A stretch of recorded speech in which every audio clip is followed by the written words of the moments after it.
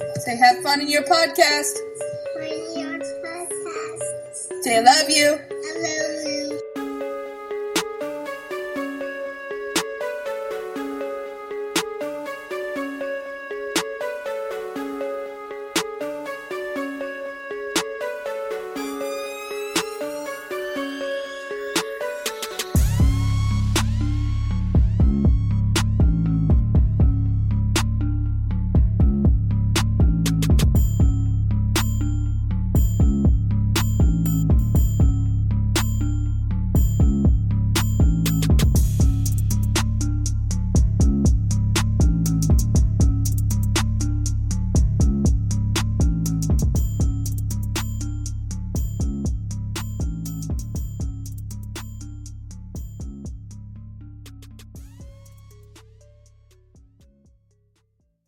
Hey, what's going on out there, everybody? Nigga Rocket Podcast coming back at you.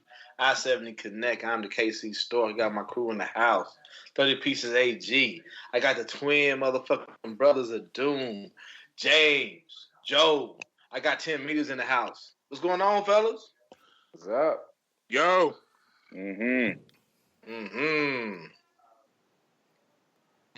Frank? What's up? Nothing? Okay, there we go. What's up? There we go. It's all good. So we'll start from the top. What's going on? 30 Pieces? How you feeling, man? 30 PSS. No, I'm good. Yeah, I guess the shutdown's over, partially. I got my own personal feelings and thoughts about it. We'll explore that some other time. Go on to the next one. On to the next one. Okay. Wow. The twin brothers of Doom. Oh, we'll start from the eldest. Yo. What's up? What's going on, James? Oh, man, busy week, but, you know, it's kind of almost over, mostly over. I'm glad to hear that, glad to see that. Only thing I got to say about this thing in Washington is that Nancy Pelosi is playing chess and your president's playing checkers. That's all I got to say about that. That nigga playing Candyland, nigga. I don't even know that nigga got. Oh, you know we got the same board set up right now, dog. That nigga playing. That's nigga.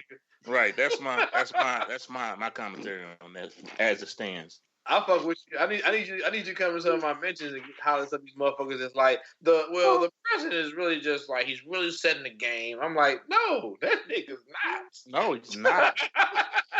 He has no idea what he's doing. Yeah, like bitch, you tried. Bitch, you tried it. Exactly. I know.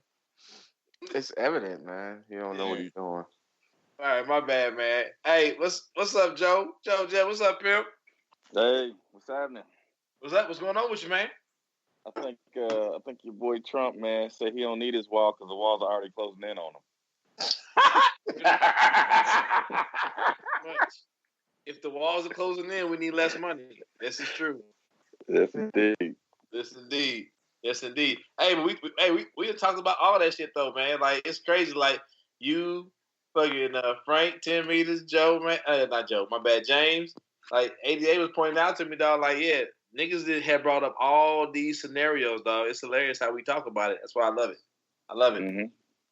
10 meters. What's up, pimp? Wait, hold on. Except for Joe, that was a good negotiation tactic to give him the wall, huh, Joe?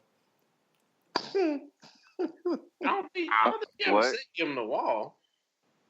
I love being quoted, like misquoted. That's just great. No, you said to get $5 billion worth of Frank, what you want. They're going back to the table in 3 weeks. Don't count your fucking. Hold on, dog. Wait a minute. Hold on.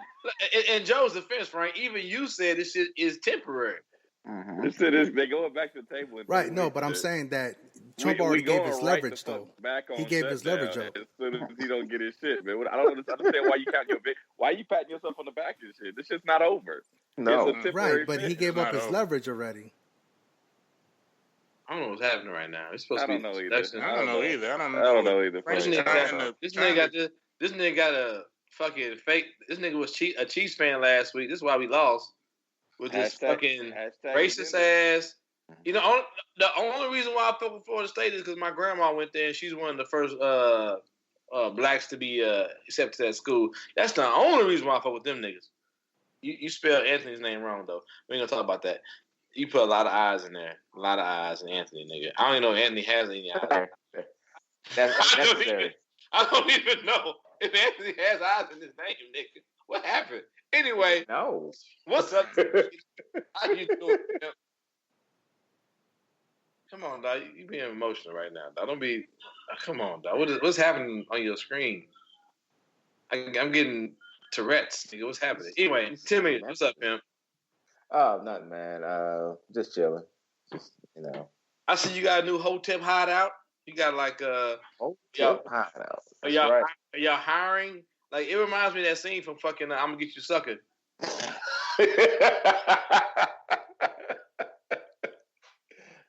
No. Oh, the brothers, they went down there and got jobs. Came back with jobs.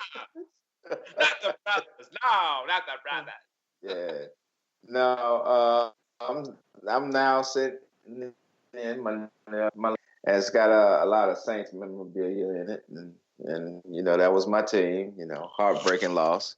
Yeah, and but real talk, we live together, so I can let people know like, yeah, this nigga like had a little basic fucking cube in the basement. And he turned to the little office. It's actually pretty sweet. So I don't mean to fuck with you about it, but it's actually pretty sweet. That's cool, man. It's all good. It's all good. And so anyway, back to me. Everything's good. Life is good.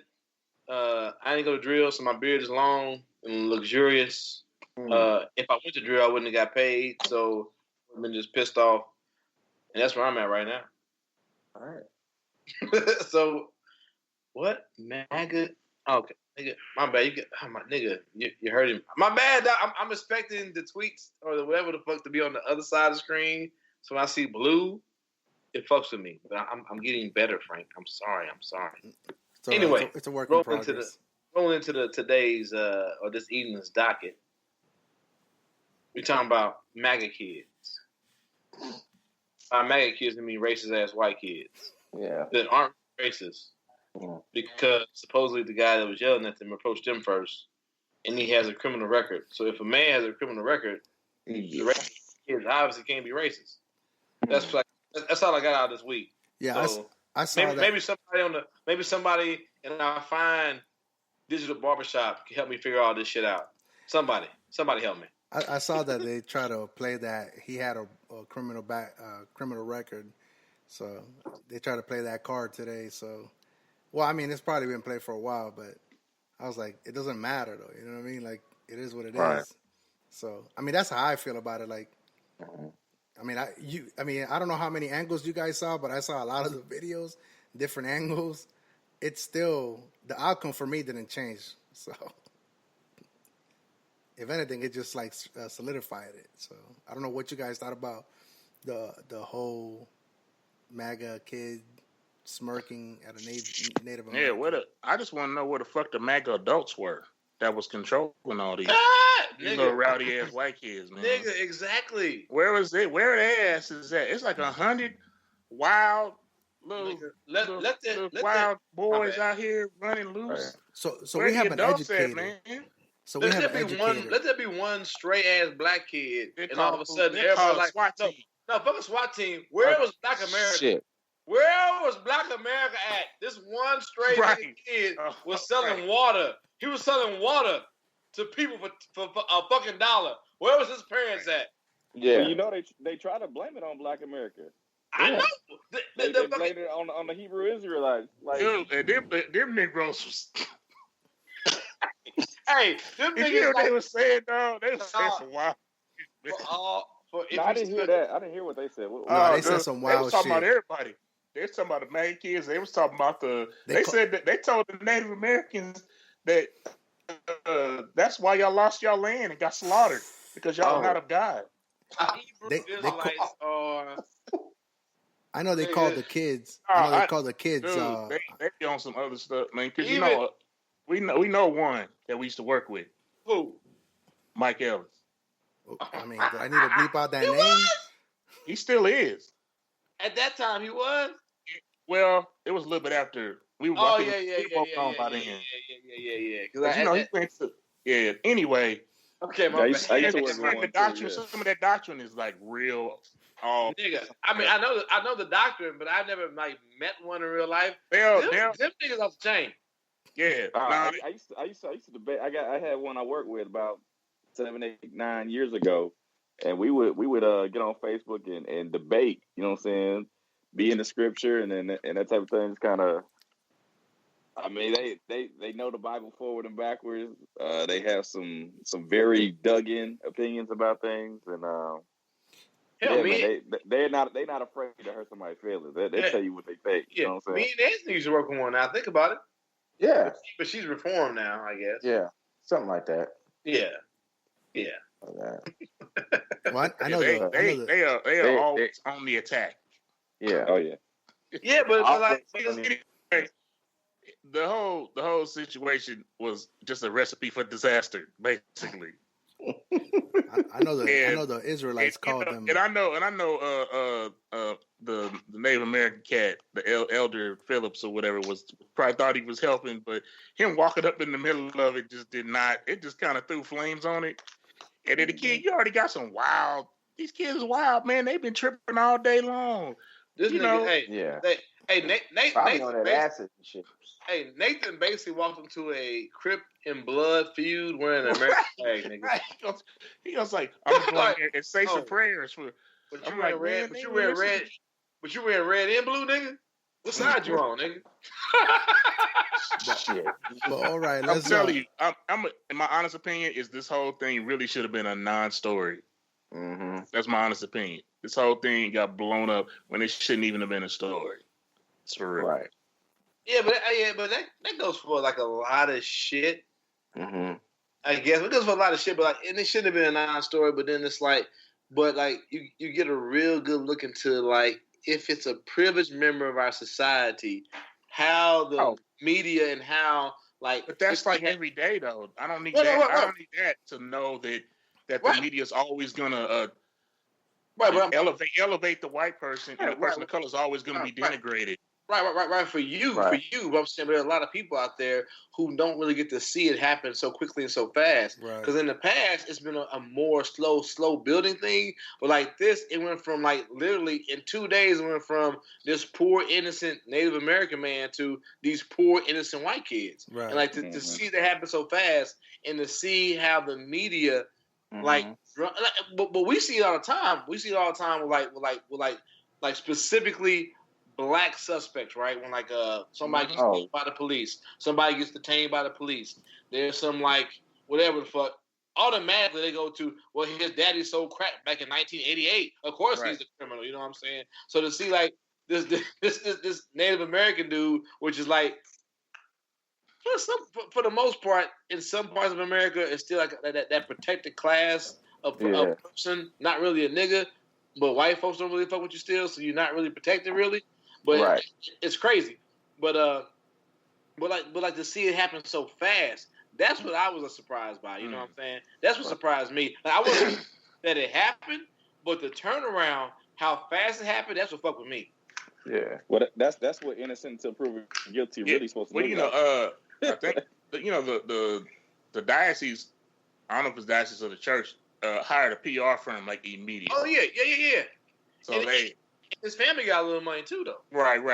They got a little money, so they PR'd and started putting them on TV, trying to look all innocent and all that kind of stuff. It still look like a little mug you want to punch in the face, though. I'm sorry. You know what? That face he had, we've seen that face so many times. You know. Shit, we see it in the president. That smirk. That smirk is just like infuriating. You know, and. I've seen on the basketball court, dog. I just dropped my shoulder and just fucking plow right through him, nigga. I'll take that. I'll take that charge, nigga. I'll take it. I honestly think that the smirk on that kid's face is what really set fire to this whole thing. Mm-hmm. Yeah, it did. Yeah. It did. Because I mean, it was blatant disrespect for what I saw was blatant disrespect for the elderly. I mean, the Native American was like, he looked like he was about 80 or 85 years old. And here's this young kid, you know, in probably his early 20s. But I like how it became. He had a smirk on his face. It came a focus to this young high schoolers, dude. He high school kid, but it became a focus to this one kid. Yeah, they are high schoolers. But it's all those motherfuckers in the background that I saw. Yeah, and you're right, and yeah, the smirk and they laughing and just mocking. It's just and I hate to and for me doing that whole week, my own son, right, my own one of my twins, look, maybe I should have said it in the beginning, I don't know, but it to this story, there was a white kid who fucking it's been cold out here in Kansas City. This little motherfucker wrote nigger on the bus inside of a heart. Wow. My kids took a picture of it, and then I always tell them, get evidence and then deal with these motherfuckers, and then dealt with them. So now next week, guess who got to go talk to the motherfucking principal and the bus driver to figure out why is my kid kicked off the bus, but this little white motherfucker ain't. Kicked off the bus for what? Because he confronted the white kid. He was like, hey, man, what the fuck is this? Oh, we saw him do it? Yeah, so he got a picture of it. Right. So I'm going to take this picture to the fucking principal and be like, hold on, man. Why is my kid kicked off this fucking bus and this little white motherfucker ain't? Mm-hmm. But it goes back to this shit, though, too. Why all of a sudden now we talking about this Native American dude who got a questionable past, who may or may not been AWOL. Some shit back in the 70s. 40 years ago. Though. 40 years ago.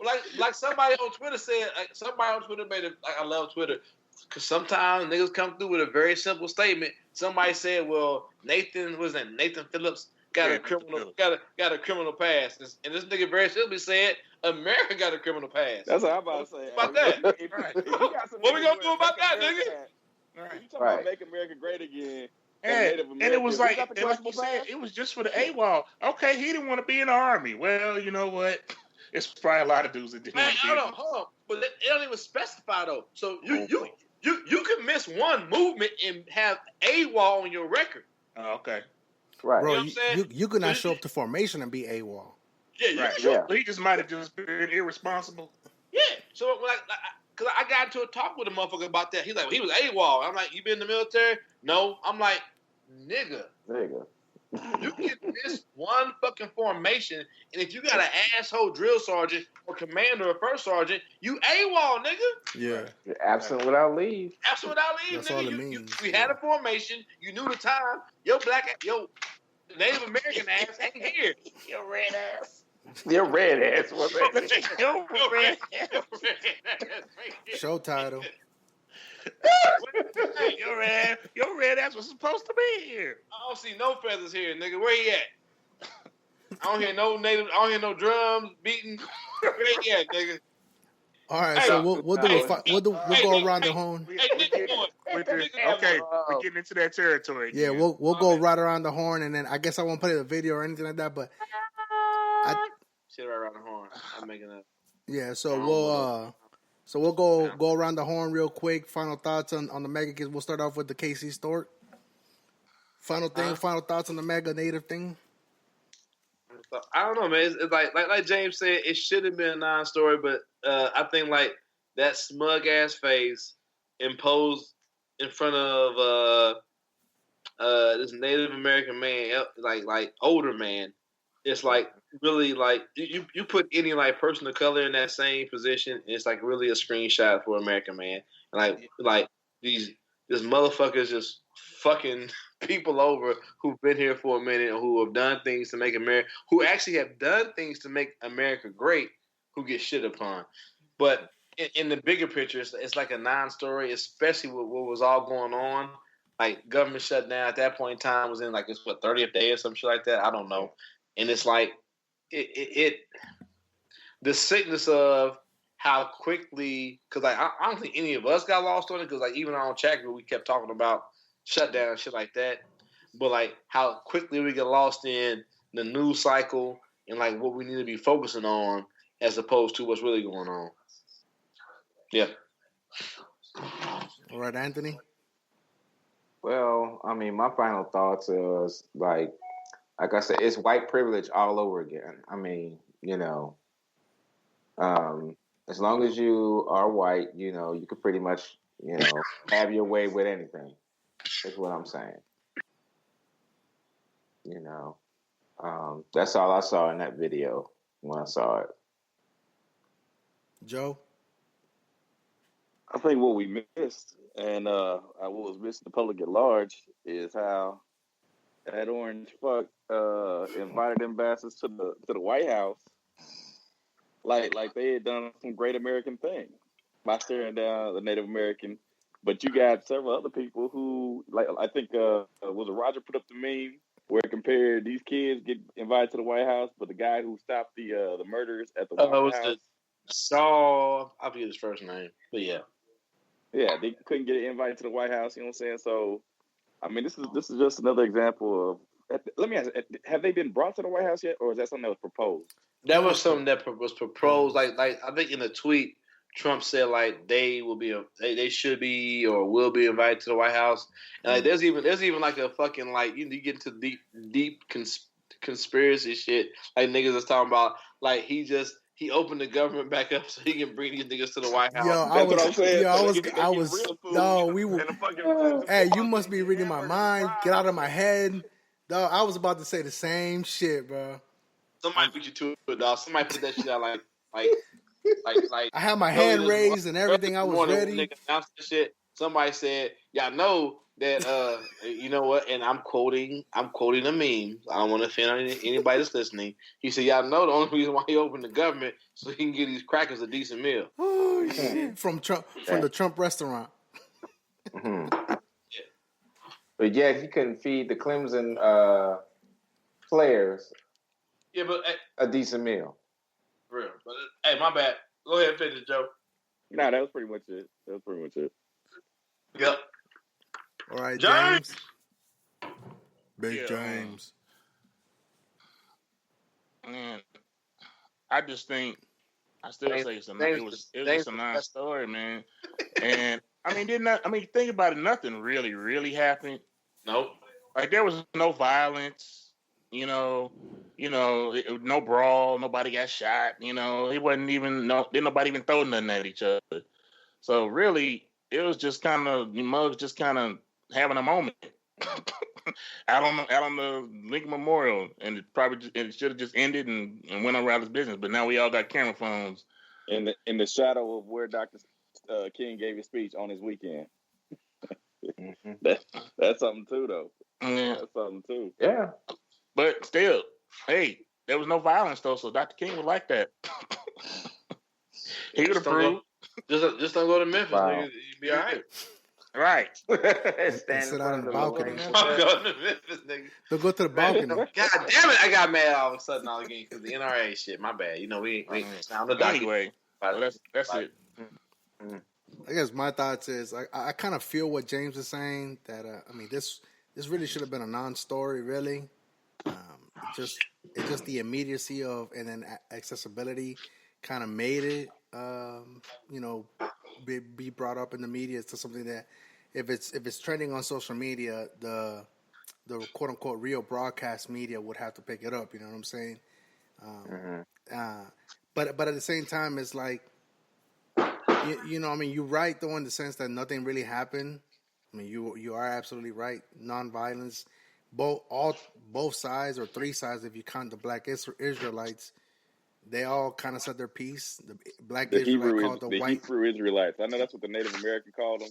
Oh, I don't know what they believe they are the true Hebrews, bro. So if you do, Frank, do not go anywhere and call them niggas Black Israelites. They will probably punch you in the face. You might get jumped on. All right, so what's the term then, so I could get her correct? Hebrew. Okay. So yeah, it even goes as far as African Hebrew Israelite. There you go. That's the absolute correct term. So yeah, so the Hebrews, they called at one point they called the young kids or whatever, the white boys or whatever, called them high school or serial shooters or whatever. You know what I mean? And then they fired back, and then the Native American guy came in with the criminal background.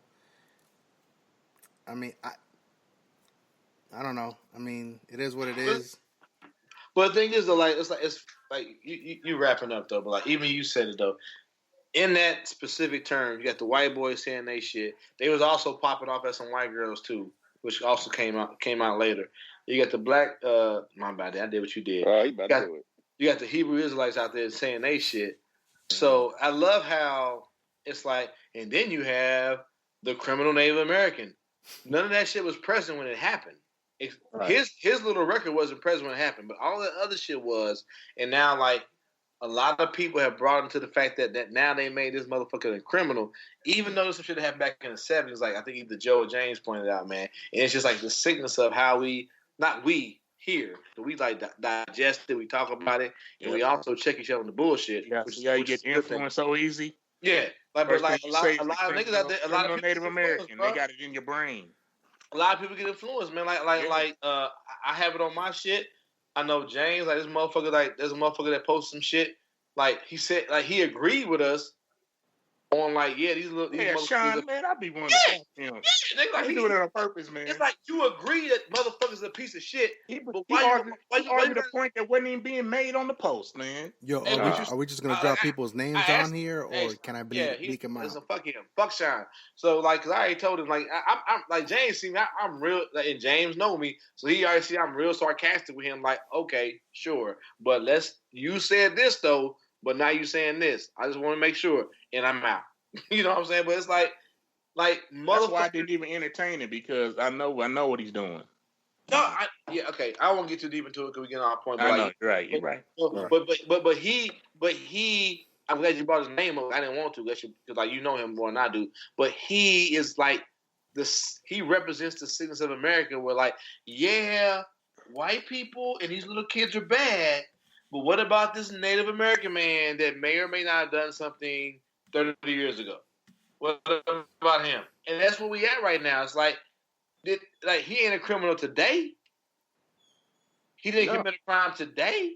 And whatever crime that he committed, whether it be AWOL, whatever the fuck, he's paid that price for, or he's been held accountable for it. But we talking about what happened a week ago.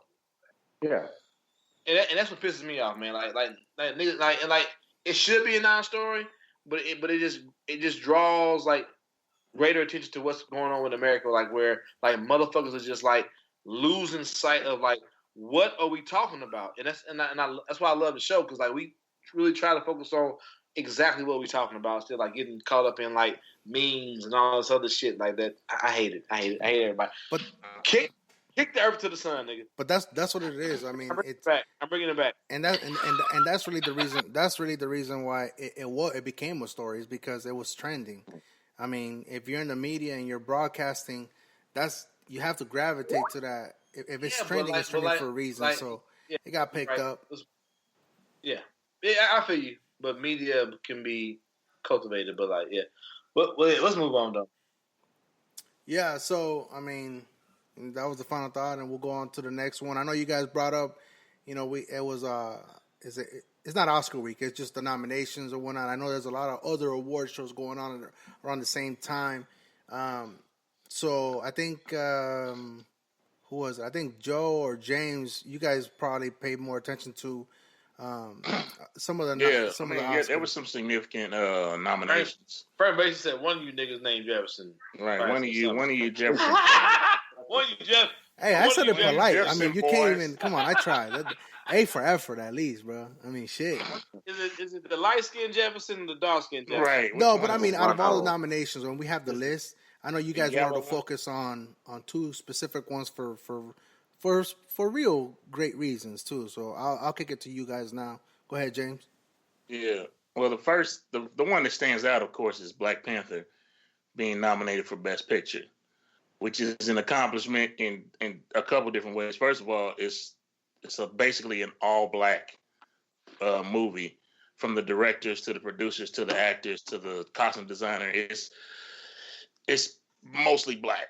So I call it a black movie, even though it is a Marvel movie, which is the other significant part. It's the first of the Marvel Cinematic Universe films to be nominated for Best Picture, which upsets some people.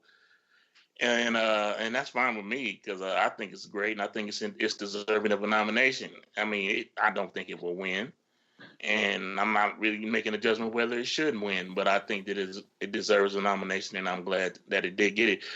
The second significant achievement is that Spike Lee, unbelievably, this is his first director nomination. That was shocking to me. That was which shocking is to me. I thought for sure he had been nominated for director before, but apparently not. So that's quite the achievement. Also, I believe it's deserved. I think that's one of the best films of the year, in my opinion. It's got a couple other nominations, I think, for best screenplay. I believe Adam Driver got best supporting actor, a couple other things. So those are the two significant ones. There's also some other ones, like Regina King got nominated for Beale Street for best supporting actress. Mm-hmm. Mahershala Ali got nominated for best supporting actor for Green Book. Those are the standout nominations for people of color, and of course, there's like the native. Speaking of people of color, the native the native woman that got nominated for Roma. She's like, yeah. So it's a I call it Oscars not so white this year. Yeah, that's good. That's good. Yeah, but a lot of white people mad, James. Why they mad? Huh? I said a lot of white folks mad. Why they mad? Why they mad, James?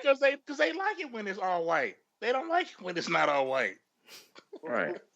Certain white people. I'm not gonna say all of them. It's gonna look like the BET Awards. A certain adamant section of the Caucasian public that does not want to see anybody black get any achievement or any recognition. But I thought all the white boys only love comic book movies. That's what I thought it was all about. They like the white comic book movies, man. Right.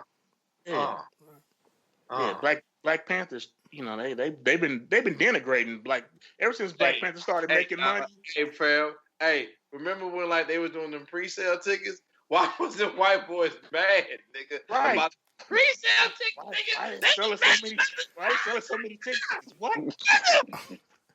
Hey, that's awesome though. Hey, Joe, do you have my bad, James, but do you have anything to add to that point?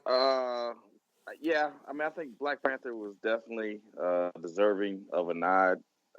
I'm gonna guarantee it's not gonna win because they didn't get a single other of the major categories. Oh, everybody else was gonna win Best Picture anyway, so that's Who you got on it? No, Roma's gonna win. They love that movie. All right, well, I haven't even heard of that. I hear you. Roma, the Netflix movie. They love that movie. It's the darling of the critics and all that too. Bro, if that's a big story, if Netflix wins. I'm serious. It's won a Golden Globe already. It's won a bunch of other awards for Best Picture. It's the front runner. Yeah, not gonna lie. Netflix does put a lot of bullshit, but they do got some good shit on there. Yeah, Netflix knocks it out the park here and there. Yeah, and then I know you guys wanted to focus on Black Panther. Like that goddamn Bird Box. But that may be the most overhyped flick of the last 25 years. Well, it made a pretty damn good meme. That's about. It's some niggas out there put some great memes up. It's some great videos up. Hey, but that movie is nigga. It's just okay. Right. The movie with me. And I won't cut nobody else off. I'm gonna cut nobody else off though. All I want to say is that Malcolm X meme. He's slamming that shit down and taking his glasses off. That's me at the end of Bird Box, nigga. Right. That's one of the best gifts out there. That Malcolm X. It applies in a lot of situations. I said, nigga, is that it? This bitch wake up at the deaf school of the fucking retarded with her kids. She ain't named, and it's all good, nigga. They were blind. Am I blind? You said deaf. Spoiler. They were deaf, I thought. No, they were blind. Blindfolds, man. Nigga, blind or deaf, nigga. I don't give a. Oh, blind, you right? Cause the deaf comes in a quiet places where being deaf comes into play. Yeah. My bad, I take that shit. Which, by the way, is a way better movie, A Quiet Place. That's one of the better movies. Quiet Place is a much better movie, nigga. Yeah. Anyway, y'all bad, my right. I knew it was a sin. My bad, you're right, my bad. Back to the point. So bring it back to it.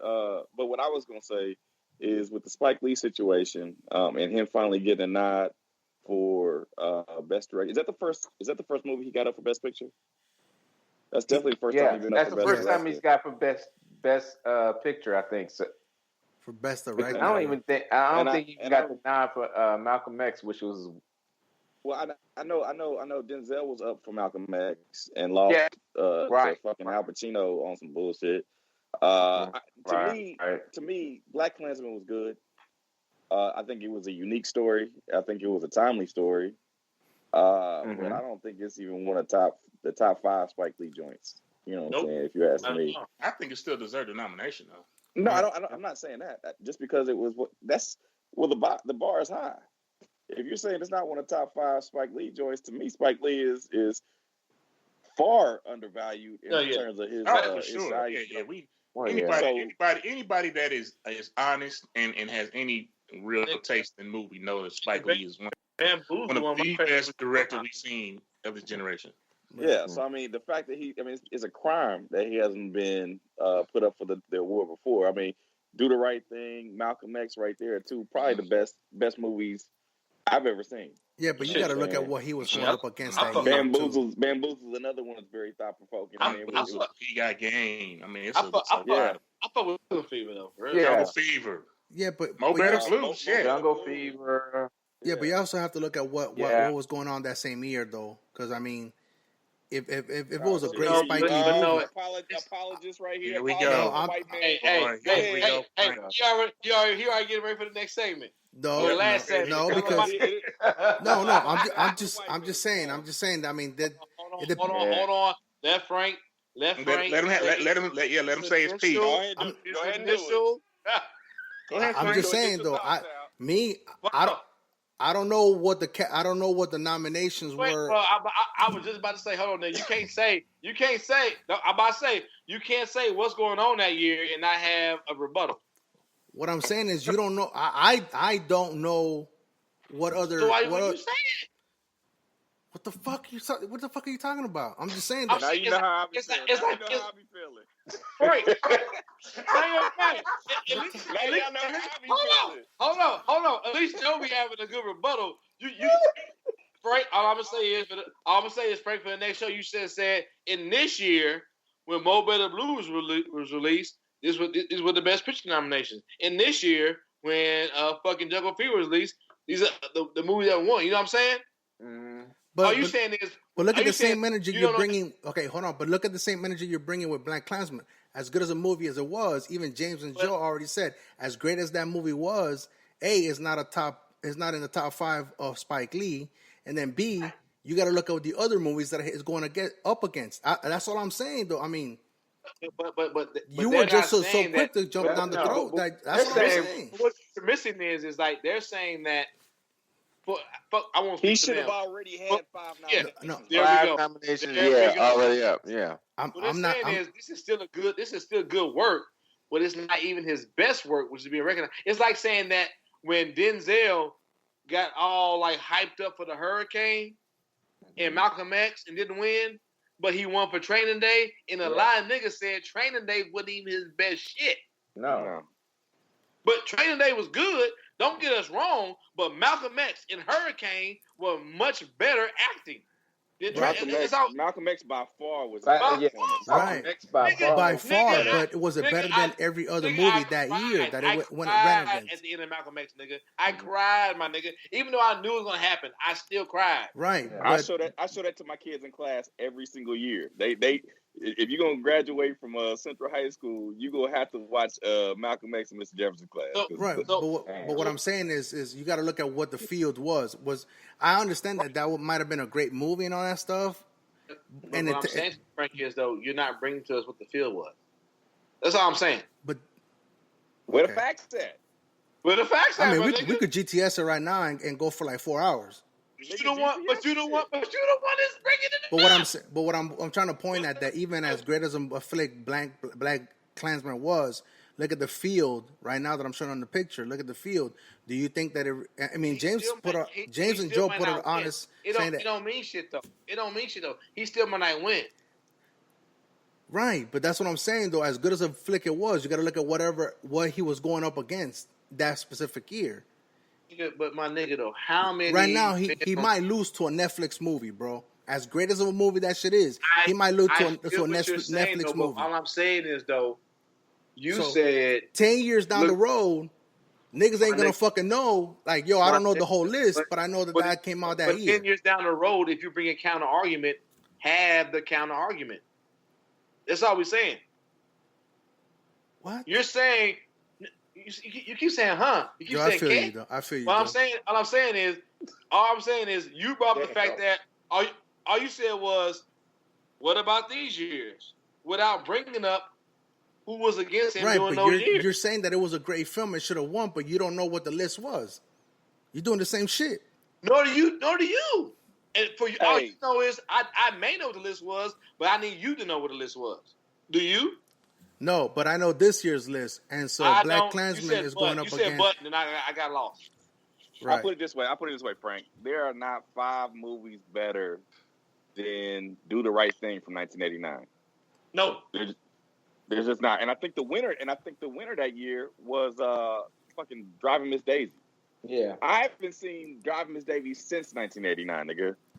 Is that the Al Pacino one? I haven't watched that Say what? No, that's not the Al Pacino one. My bad. Son of a Woman won in 92. And Son of a Woman wasn't even that good. Besides that nigga, that I liked it. Scene, I enjoyed it. He was like, Son of a Woman won Best Picture. I don't know. I don't know if it won. Al Pacino won Best Actor.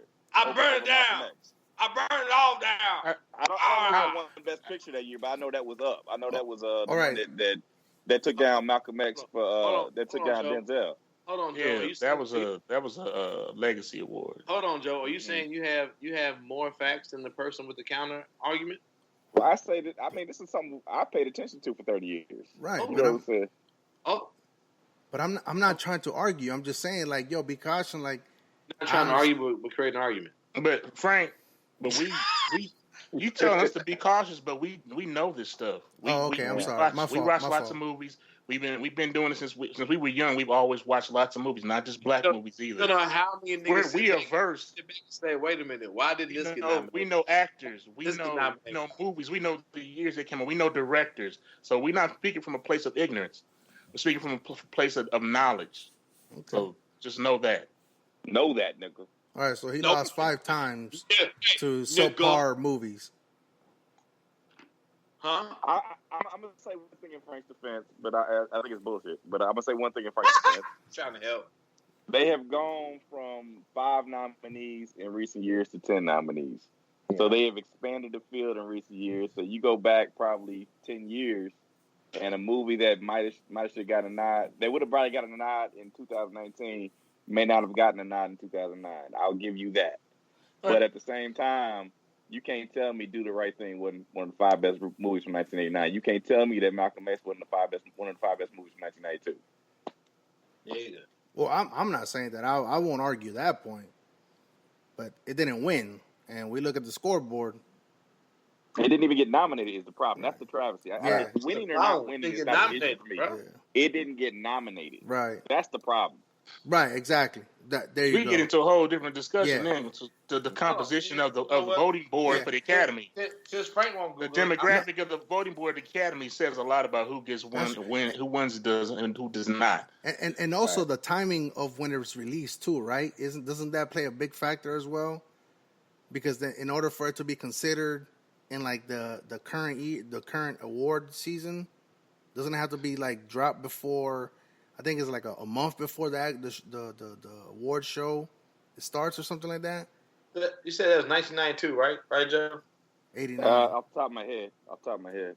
I mean, yeah, that's a factor, but I think that's a minor factor. Is it? Movies that want Oscar consideration know what time of year they need to release, and they do. Yeah. Yeah. Yeah, I know. That's right, because I know that they keep that in mind as well. There is an award season. That is true. Yeah. So I mean, that's all I was saying. City Slickers, nigga. What? City Slickers? What? City Slickers? Oh, I know City Slickers didn't win no damn Academy Award. Best supporting actor, nigga. Oh, Jack Palance. Jack Palance, nigga. Because he did a one-arm push-up. Hey, nigga. Why did Bugsby get nominated, nigga? So what was the list? What was the list since you have it pulled up? Then I gotta find the list, nigga. Bugsby, nigga. because then that will segue us into the current year list. Hey, and I love Silence of the Lambs, but wasn't no goddamn Silence of the Lambs better than Malcolm X, nigga. I'm sorry. That who won? I think they won that year, bro. That's what I'm looking at. Best actor, best picture, best actress, and then best supporting actor that year was like Jack Palance and City Slickers, nigga. I'm cooking off that. That City Slickers, nigga. I'm cooking off of that, nigga. Well, I mean, okay, so let's look at this year's nominations. Hey, they had my nigga Billy Crystal hosted. Hold on, dog. Y'all niggas got technology. Why am I looking all this shit up? I'm trying. Right. What are we looking at? I don't even know. I don't know. Like, I was gonna segue into just get into like the categories. What? After just like we said what we really need to say on this, honestly. Hold on, nigga. Terminator 2, Judgment Day. Yeah. What?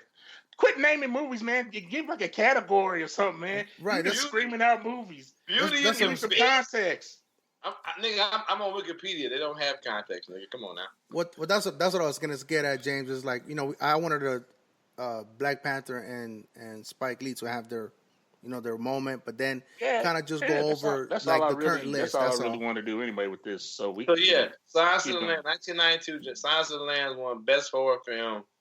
Well, won first horror film to win Best Picture. Mm-hmm. My bad. We can leave. We can leave now. I'm getting more upset. So that being said, the list we can't act like Silence of the Lambs ain't a classic now. Right, no. Silence of the Lambs is good. Yo, we were actually in the wrong year. It was was it an 89? It might have came out in 92, but it was a 93 award. You know what I'm saying? So let me see. Here were the nominees for Best Picture. Unforgiven won from Clint Eastwood. It's a cool movie, but I like Malcolm X better. A Few Good Men was up. The Crying Game, I don't even know what that was about. That's the one. The Crying Game with Forrest Whitaker. Forrest Whitaker. Oh, that's the one. That's the one. The old boy found out that old girl had a dick. Yeah. I'm taking Malcolm X. Yeah. Howard's End. I don't even know. I didn't even. That's Anthony Hopkins and Emma Thompson. It's a British film. All right, and then Sin of a Woman. So those were the 5 that were nominated that year. And so, as we said, for Best Actor that year, Sin of a Woman actually made it to the Academy. Yes. Yeah, it was one of the top 5. Yeah. I couldn't remember. It wasn't even that good though. It was not that good, and then so it was just Al Pacino yelling while he was pretending to be blind. Hoo-ah! I heard it all down. Hoo-ah! So was that the Best Picture? This movie. Yeah, so Malcolm X, like I said, Denzel came in second for Best. Well, I didn't say second. He was in the running for Best Actor, and Al Pacino won that shit. So I mean, yeah. But Sin of a Woman. Yeah. Sin of a Woman. Son of a Woman. That nigga didn't even pretend to be like good blind, nigga. Okay, my bad. All right, so we'll get on to the current year. Oscar, here's the nominations. So for Best Picture, that's the category we're talking about. So you got Black Panther, Black Klansman, Bohemian Rhapsody, The Favorite, Green Book, the Netflix movie Roma, A Star Is Born, and Vice. I don't even know how Vice got in here, but I guess. But what's Vice? I don't know. Vice is the Dick Cheney story. The Dick Cheney story, yeah. With I haven't seen it yet. I do want to see it though. I want to see it, but the fact that they made that nigga into like they made it a comedy, which kind of a comedy. Really? Huh? Yeah. Actually, yeah. So looking at this list right now. So what do you think? So, I've heard great reviews on Stars Born. I don't know. I've seen about 2/3 of those movies. Mm-hmm. I still haven't seen Roma for being a Netflix movie. I still haven't. It's not something that I would want to watch. It's a real arty movie. It's not. That's why it's probably gonna win, man. It's real arty. It looks better than anything else. You know, it's a Oscar. It's perfect Oscar type movie, man. It's the stuff they love, so they can that's why for so many years, it's been like about the small, arty, this director and this actor, it's like instead of like stuff that people actually went out and saw. Right. Mm-hmm. Which is part of the reason why they brought in like, okay, the people that the popular movies that people go out and saw can be really good movies too. So let's bring them in. Right. But they like, well, we're not going to throw out the art movies at the same time. So we're just going to expand the category, which is what they did. So I think I know Bohemian Rhapsody. That was actually written. It was written well. I haven't seen the actual acting, but it was written well. A Star Is Born. I'm hearing a lot of great reviews. Born. Star Is Born was alright. It was cool. Well, what I'm saying is, I think it was, but it was like half the movie was good. The second half, I ain't like. Right. I think what surprised a lot of people from Star Is Born, and I could be wrong, but I know a lot of the people that I've looked at the reviews, that what they said is they enjoyed the acting in it, but also the singing, because they actually had to sing. The music was cool. The music was cool. Yeah. It's a good movie. And then Bohemian Rhapsody. I didn't see that, so I can't judge on that. Yeah, and Bohemian Rhapsody, those are all classics. So it's just you're taking a look into a band's, evolution, basically. Kind of like Malcolm X, take a look into a man's life. Yeah. Right. So I don't know. I mean, I don't know right here. I'm just saying. Have you? Hold on, Frank. Have you seen Malcolm X? Yeah, I've seen it. Okay, I'm just making sure. But I'm saying, like, out of here, I don't know. I mean, name recognition, I'm gonna go Black Panther, but I don't know if it's worthy of. Black Panther. It is not. Whoa, yeah, based once again, on I'm gonna go back. Are you aware of the composition, the demographics of the Oscar voting crowd? Who actually votes for the Oscars? They are mostly old white men. Yeah, that's what I'm saying. They are not going to vote Black Panther or Black Klansman as Best Picture. Right, that's what I was going to say. Go to Twitter, and there'll be a lot of niggas saying they should have won. But it's all, then you like, this shut off. Now, shut off we're going to talk about what's going to happen at the BET Awards. That's different. Right. When they have talking about what's going to happen there, then we got it. Then we can say Black Panther will probably win. But we're not talking about that. We're talking about the mostly white Oscars. Right, and that's what after you said it's typically goes to like the artsy, the art sweetheart of the Academy. So I guess I could see Roma. I guess I would have to see it sometime this week to see if Dude, Roma's already won all the other awards from all the other, like they won the Golden Globe, they won the Screen Actors Guild. They've already. That's not a guarantee at all. That's not a guarantee. I'm not saying it's a guarantee, but a movie that is winning Best Picture. A movie that is winning Best Picture and all the other award shows is the front runner. That's no guarantee. I'm not guaranteeing anything. I have not said the word guarantee. All right, so I'm saying it's front. It's already won. You said it's already won. I did not say it's already won. I said that's the movie I think is going to win. I'm not guaranteeing it's going to win. I'm telling you, based on the evidence, this is the movie that is the front runner. So what's the other category that we should be paying attention? I mean, I know we should be paying attention, but just to focus on Best Picture. Yeah. Hey, I found the year. Hey, I found the year that Do the Right Thing was up. Y'all want to hear what was going on here? Go ahead. Yeah, sure. I don't want to know, dog. Let's just do it for just that's probably like purposes. Fucking My Cousin Vinny or some shit like that. No, actually, it's a pretty good film. Is that when Harry Met Sally? I tell you what, the only thing it got nominated for was Best Screenplay. It lost to Dead Poets Society. So, but Dead Poets Society, I know white folks fucked with that movie, but like, dog, it wasn't. Man, you can't fuck with that movie. Dog, it wasn't like it was. That's good. It was good, but it wasn't better than fucking. It's a good ass movie, though. It's a good movie, but I could watch it today. And it wasn't better than fucking Do the Right Thing. That's what I'm saying. I could watch Dead Poets Society and still enjoy it. Yeah. I can watch Do the Right Thing right now. Once again, I will bring up the demographics. No, James on it tonight. We keep looking at it. We keep looking at it from our perspective, but we're not the ones.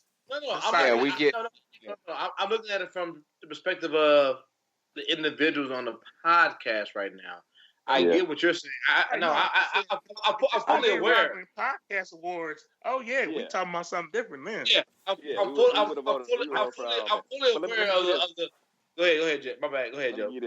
So the other one it was up for was Best Supporting Actor. That's the year Denzel won for Glory. Okay. Right. But you know who they nominated for Best Supporting Actor from Do the Right Thing? Danny Aiello. Danny Aiello was up. Oh, So this all black cast. We're gonna put the Italian we'll dad. put the Italian, Yeah. Oh, I did want to bring that up because Black Klansman Adam Driver got nominated and Little Denzel did not. And Little Denzel was just as good in that movie as he was, if not better. Yeah. But that's always happens though. I know it does. I'm just bringing it up. No, but I'm making it. Moving on. Yeah, I feel you. But like how you told me, Roger, remember? You know what? I know. No. My bad. No, I won't do it to you. I won't do it to you. We all know what we all like. We should all have a basic understanding that we know what it is. So when I say my frustration, it's not because I'm ignorant to the fact that I know that we know what it is. It's my frustration. And I understand your frustration. I've had the same one. My bad. Well, let me add to that. Here are the 5 nominees. Nigga, goddamn it, James. That were up. Joe. My bad. Here goes. So it was Field of Dreams. Who? Field of Poet Dreams. Society. Born on the 4th of July. Good. My Left Foot. My Left Foot. I never watched it. That's Daniel Day-Lewis. That's another one. The nigga that was crippled. I didn't see it, but I saw the. I think he won. I think he won best actor. Hey, nigga, I watched some of that, and I was like, this little nigga on the street kicking the ball, nigga. But y'all know what the winner was. Hold up. The winner, fucking Driving Miss Daisy, the Magic Negro story. The Magic Negro story.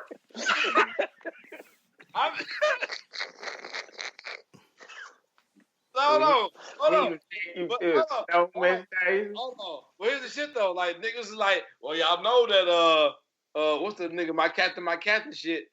That Dead Poet Society. That shit was pretty good. And the motherfucker that win in the slave movie. They love those movies, man. Yeah. They love them. We love. Hey, it's a society of black man. Hey, we gotta give them some love. Man, they love it. It's like The Help and all those movies and The Butler. I have seen they that. Love those movies. I have seen that movie exactly 0.7 times, nigga. I have not finished it ever in this lifetime. All right, so we have hey, this might be, we might have to revisit this and go back and review the nominations and then make a Nicaraguan and then make a Nicaraguan winner. You know what I'm saying? Well, like we keep talking about like a hip hop group. We need to have like a fucking like top 5 Magic Negro movie of all time. I was just gonna say go back to a year. That's a good one right there. Yeah, write that one down. I'm putting back. I'm saying like we need like I was thinking the same thing, Joe. Bag of Vans. I'm putting Green Mile up. Don't say it. Radio. Say it right now. Hey, next week, the Magic Negro Oscars. There you go. Like we need to make it like we can do like an all. Hey, does my vote count? All Magic Negro, like Magic Negro actor, Magic Negro actress. We may not get feedback, but that could be like with like we keep talking about like introducing like we talk about offline. Hey, but does my vote count? Let's move on. Would my vote count? What? I just want to know. I'm just as a quarter, my nigga, as a quarter. Because you like narrowed it down to black pictures, so I was three like, fifths. Of a There's no like magical Nicaraguan movie. Well, no, that's what I'm saying though. It's gonna be there's no Nicaraguans in American movies, right? Hey, so we don't know about them. So y'all claim white. So what we gonna do about that? That is true. Y'all So we So he didn't deny it. I'm not paying attention. I just yada everything. So he said so. all over that. Yada yada. Yeah. Dreamers Act. Yada. We here now, nigga. What we gonna do about it? So we'll go around the horn. Right. So we have this list. For Best Picture, and that's the only one that we're really going to focus on. Just out of this list, which one do you think has a strong vote? We'll start out with the Casey story because he's so passionate. What? Put the list back up. What's the list? Just this list right here. Just these, right? Best picture. We can't see I don't it, see the Frank. list. Right We can't here. Oh, see you it, don't? We're not sharing no more. Who stopped No. sharing it? Did somebody? Nigga, you got to share it. Nigga, you got got to to share share. it. You in charge of it? What do you mean? go. We're back. All right. Always blame the black man. So that's my scapegoat. Look, if it don't say black in the title, I don't give a shit. Well, the Green Book is about black folks, isn't it? I ain't favorite. If it ain't Black Klansman or Black Panther, I see Green Book making it because white folks want to make They niggas love. mad. Ooh, they love Green It's Book. another magic. They story, man. love. I'm not gonna say it's necessarily that, but it's definitely not about. It's not. The movie is not about Don Shirley. It's about the driver. And I got movie. Yeah, I got to apologize to James because like off top I thought they were gonna make an Imagine Negro movie. They made it worse. They made it not about a nigga at all. It's kind of like a tragic Negro story, actually. It's like it's worse. Shout out to the Bodega Boys. Negro story. Hey, shout out to the Bodega Boys. They're on the same page with that. They just call it how was the Italian movie? I forget it. Yeah, the last episode. No, it's. So I gotta apologize to James. He's like, it's not gonna be an Imagine Negro movie. And I'm like, nigga, nigga, fuck this shit. And it's way worse than both of us thought. All I know there's some penal sucking in there in that movie. So if you haven't seen it, be warned.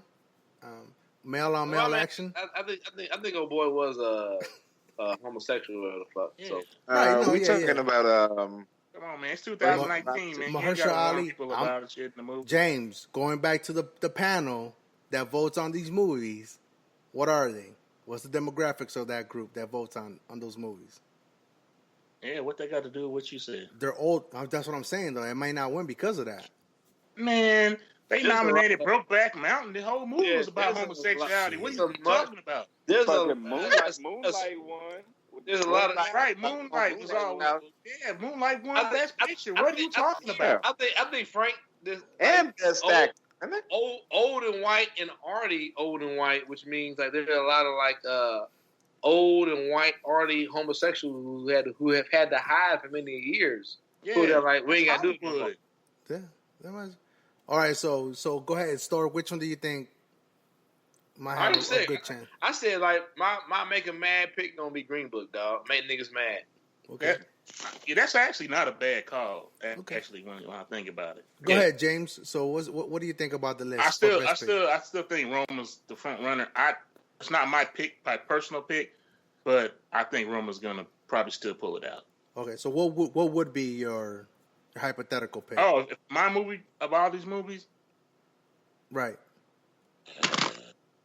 Shit, probably Black Panther. Oh, you didn't ask me that shit. You just like, jumped on me. What I want to win? Yeah. Black Panther's like a cultural benchmark. Yeah. On top of being a really good movie. I want Black Panther to win because motherfuckers would be so mad, nigga. And Twitter would be so good for like a week, nigga. A week. That's true. If Black Panther somehow... You think they'd be mad over Black Panther? Let Black Klansmen win. See what they do. All right, Joe with the spiciness. No, Joe with the spicy though. What they like? They open up. It's like it's a tie. Black Klansmen and Black Panther. The whole damn place will explode. I'm blacker than black. I'm black, y'all. I'm black. All right. I'm black. Yeah, I'm the Black Steve. All right, so Los Angeles just burst in the flames if that shit happens. So go ahead, Joe. I guess Joe. I mean, thanks, James, for your opinion. Go ahead, Joe. I mean, you just dropping dime and spiciness all over the place. Hey, like I already said, man, the only ones I've seen are the black movies. I'll say if I can't go black, the only one I wanted to see was Vice. So I still may check that out, but the rest of it, I'm cool. I don't know. I ain't seen it, so I ain't did the research. But I'm saying that's the only one I wanted to see on the list. other than the ones I saw. So Joe's going for anything black. I'm just Yeah. joking. Yeah, I mean, we all feel like that, I honestly. always bet on black. Yeah. Here's the problem though, like Bohemian Rhapsody, I'm interested in. Yeah. And I'm watching Roma because it's on Netflix. I'm gonna go back and watch it. I'm gonna go back and watch it. I guess I'll watch it. Okay. I'll tell you this. How about? Hold on. A Star Is Born. I'm like, a lot of these movies though, like that's what fucks me up. A lot of these movies in Best Picture, I seen the motherfucking promos for them. I'm just not interested in them. No, I've heard a lot of great things about Stars Born. I bought it. I'm gonna watch it. Me and my wife are gonna watch it tomorrow. You bought it? I don't know if I've also heard a lot of shit that says it's just a fucking two white people singing and a nigga that's a fucking alcoholic. I can watch. What's the movie with I know who you're talking about. You know what? There's a lot of movies out there about a woman, or there's one when a woman is a drunk and a man is a drunk. There's a lot of movies out there, nigga. I'm saying, but it's not. Don't pay for it. Don't pay for it. See it for free if you're gonna see it. What was it? The one with Andy Garcia, dog. But even then, though, Roma, we could watch it right now. It's readily available. I haven't watched it yet, so even I guess Netflix is throwing a wrinkle into everything now. And Netflix is trying to be a major player. Yeah. Well, they already are. Yeah. But like in the awards, arena too, and they're starting to. It's good. All right. So go ahead, Anthony. Okay. So what I guess what would you want to? I guess we really all haven't watched all the movies, so it's really not fair to ask. Actually, Andy Garcia, 1994, When a Man Is a Woman. Better. They just wasn't singing. It's the same goddamn movie. That was a good movie though. That shit kind of made me cry though too. I'm just not gonna pick. That bitch is out there. Anthony probably in the wrong year anyway. He probably don't know what year. That nigga was out there digging out bottles of vodka. Like, bitch, what's wrong with you? Yeah. Wow. I think what you're talking about. I don't know. He went off on a tangent. Yeah, he did. Who, me? You digging bottles of vodka out of what? Remember in the movie? All right, reel it back in. Yeah. No, I'm going back in, but I'm saying in the movie, he was married to an old girl who was a alcoholic. Right. So like digging bottles out. Oh, you mean when he was finding bottles around the house? Yeah. In the house, trash, trying to hide that that's shit. Where he was. Okay, that's where he went. That was a much better movie than A Star Is Born, which deals with the same topic. Have you seen A Star Is Born yet? But I heard reviews. Now I've seen enough, dog. I ain't gotta go to the sun to know that it's hot. You know what I'm saying? I don't need to go there. I get it. I'm still gonna hold out my bad. Go ahead. And I guess I'll finish off this segment with No, can Tim Meter speak? He said he's not picking. He said he passes. Yeah, I have to pass because I got interrupted. That's all right. Yeah. When he got interrupted. Then go ahead about it, bro. You say something. I'm good.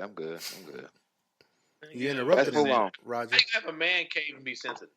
Anyhow, so I'm gonna go ahead and say for some reason I feel like Bohemian Rhapsody is gonna win. Mm-hmm. Thinking about what James said, the artsy, the music, the art, the how it was written, how it was shot, and all that stuff. I think that is not an artsy film, by the way. That is a music biopic. It's drugs and white boys. It is a typical music biopic. Just letting you know. Go ahead though. Right, but going back to the demographics that's going to vote on this, I think they're going to be able to easily relate to it. It was their time. It was their music. That's just my opinion. But I am going to watch Stars Born, and hopefully next week I'll give you guys a review of what I think it is and whether it's worthy of a watch or not. Whether it be free or bought. Huh. All right. Anything else before we move on? Let's move on. No, sir. All right. So we're going to go into a sports segment. And we're going to touch on the pay-per-view fight between Manny Pacquiao and Adrian Broner from last week. We discussed it a little bit with the boxing commentators that we have with Joe and James. And we'll let them discuss it without interruption, Stork. And Go ahead. I'll kick it to Joe. What's going on, Joe? What do you think about this fight? Hold on, Joe. Why we gotta call me out, nigga? Right on cue. Why we gotta call me out though? Go ahead, It's Joe. okay. Hey, Joe. Go ahead, Joe. Fuck this nigga. Well, I mean, I think the fight played out exactly the way we said it was going to play out. Adrian Broner has not got the skill that he professes to have, and he ain't got no heart. I didn't, I've seen clips of the fight. I've seen, the highlights. I didn't get a chance to watch it live. But, I mean, the stats say he got 50 punches off in the whole fight. So, nigga got his ass beat. But what's the story? Reason why we bring it back up is because of this nigga's confidence and just outright foolishness in what he claimed after the fight. So everybody watched him get his ass beat for 12 rounds. And then he stood up in front of everybody and said, y'all know I won the fight. And he did. on the hood. Y'all know I won that shit for the hood. So should I play the clip now? Yeah, so go ahead and play, yeah. All right. Manny, congratulations. Thank you. You controlled this fight seemingly from the outset with your jab. Fast forward to Broner, though. How do you feel that you were so effective with that? Will you fight him next? Do you want? Thankful to Showtime and PBC and then Al Heyman for giving this big opportunity. To see you next time. Adrian? Yeah, bring your motherfucking ass over here. I got a lot to say. We're going to conduct this professionally, or we're not going to have an interview. You make the decision. What did you think about the fight? I beat him.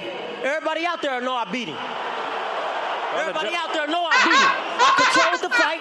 He was missing. I hit him clean more times. I beat him. You averaged 8 punches. Less than 8 punches was the most punches that you had in the round, and it seemed as though you couldn't get close enough. It already sounded like you was against me. So I already ain't got a fair shake talking to you. But let me talk something. Let me let y'all know. I want to thank the whole hood who came out here. I love y'all. I did this for the hood. Y'all know I beat that boy. Y'all know I beat that boy.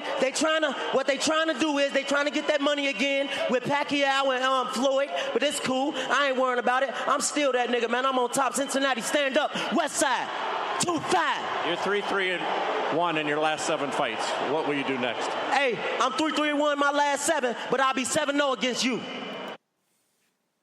Joe? My bad. This nigga, he don't live amongst us, bro. This nigga on his own planet, bro. I don't know what the fuck he be talking about.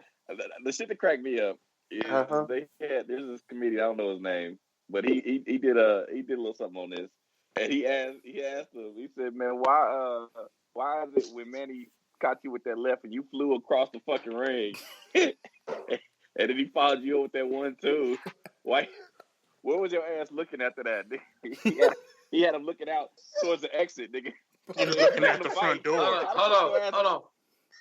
Those are the skits right there. Hey, Frank, that's the opening skit right there. I beat that boy. Yep. That's the opening skit right there for the show, my nigga. Right there. Y'all know I beat that boy. I beat that boy for the hood. Nah, the part where these niggas talking about you want cheese on your burger. So you really think you beat Floyd? you want cheese on your burger? You know what you looking for then, right? All right.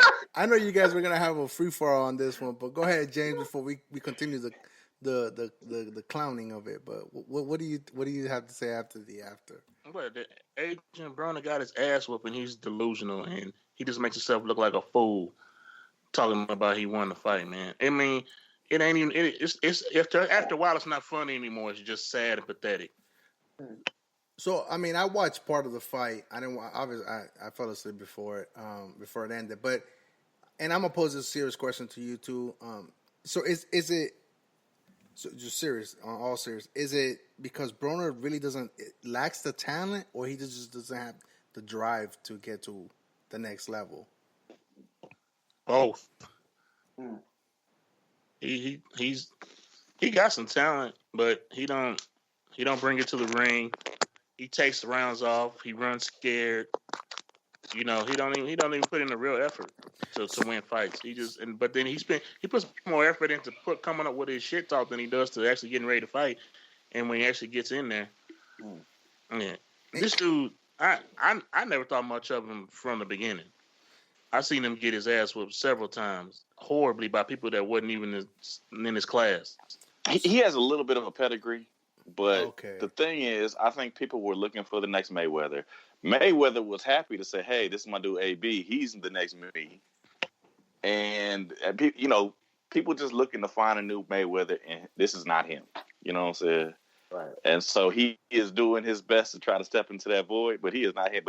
But to me, the motherfuckers is comedy, really. I mean, the fuck. I mean, the resounding quality he has is that motherfucker gonna make me laugh because he gonna say something completely outlandish, and then he gonna get his ass beat for it. So, right. Well, I mean I guess that's what I mean. I know we have all jokes and everything, but I guess I wanted to touch on the serious side. Gang. On gang, the professional on the professional side of it. I mean, is he? I mean, because like, how did he get to this position to this high profile fight? Like, you know what I mean? Like I said, he's got a pedigree. He what they said, I think he was one of the fastest or youngest people to ever win a belt in 4 divisions. Okay. And so I mean that tells you he's got talent, but he doesn't have the talent to match the mouth he got. You know what I'm saying? He's talented. He should be in the conversation, but the reason why he's at the forefront is because he's a show. Okay. You know what I'm saying? So I mean, that's what I was thinking when I was watching the fight. I know we were gonna clown and this and that, but I mean, I was like, that's really what the real question I had is like, why is he in this fight? Period. You know, is it because of Mayweather, or is it because he deserves to be in this fight? I mean, because of his press conferences. So is the fights okay? No, not the fights. The press conferences. Press conferences. Okay.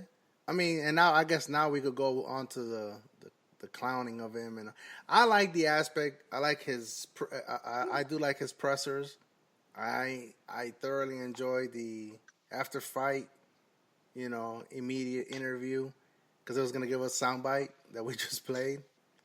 Entertaining. Is it gonna make me, follow him? Is it gonna make me buy another fight? Probably not. Those are my thoughts. Nah, you shouldn't have bought that one. Well, wink, wink. We watched it. We'll just leave it like that. I'm calling the people. Yeah. I'm calling ICE. Damn. Shit. All right. That's going to deserve a drop. Good on you. Damn. Especially now the government open, the niggas is ready to come pick that nigga up. Yeah. Wow. All right. They back in business. They back in business. Anyhow, so all right. Any final thoughts on this, Adrian Broner, James, Joe? I'm done. Yeah, nigga, he's ass. Okay, so I know we have several local KC folks, and we do want to discuss this topic. But do we want? We also got a New Orleans guy. Well, no, we also have a New Orleans guy. From the Mejia. Right. So do we want to get okay? So we'll go on to our next topic within sports.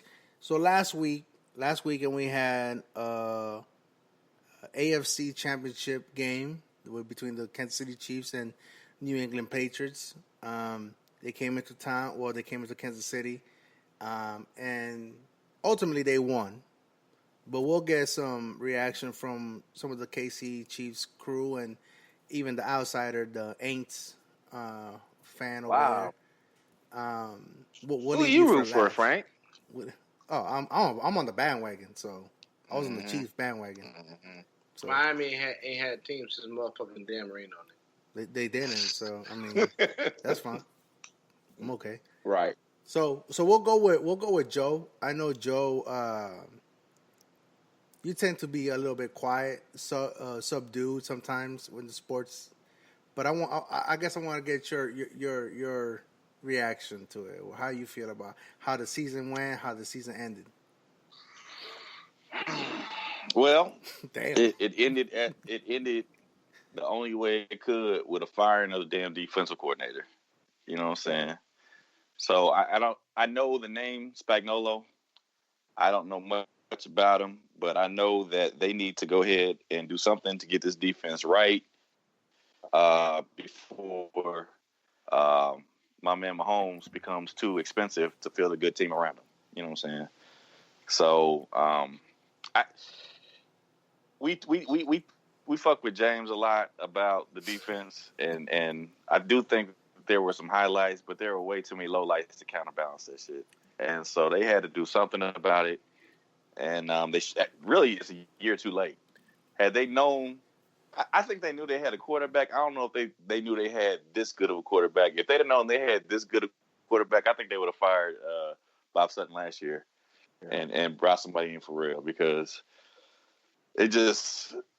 I wouldn't have fired him for the championship game, but I would have fired him for everything leading up to that championship game. So, all right. So before we move it to somebody else, Joe, I'll ask you this question, serious question though. We know they fired Don Sutton, right? Bob Sutton, yeah. Bob Sutton, my bad. So was it a scheme, in your opinion? Is it a scheme that he was running, or was it the lack of talent? I defer to Roger on that. Roger was a defensive back, but as a coach who's been around football players, speaking of being around football players, real quick, one of my guys from high school, one of my best friends from high school, we used to roll around all the time. Name's Kevin Nickerson.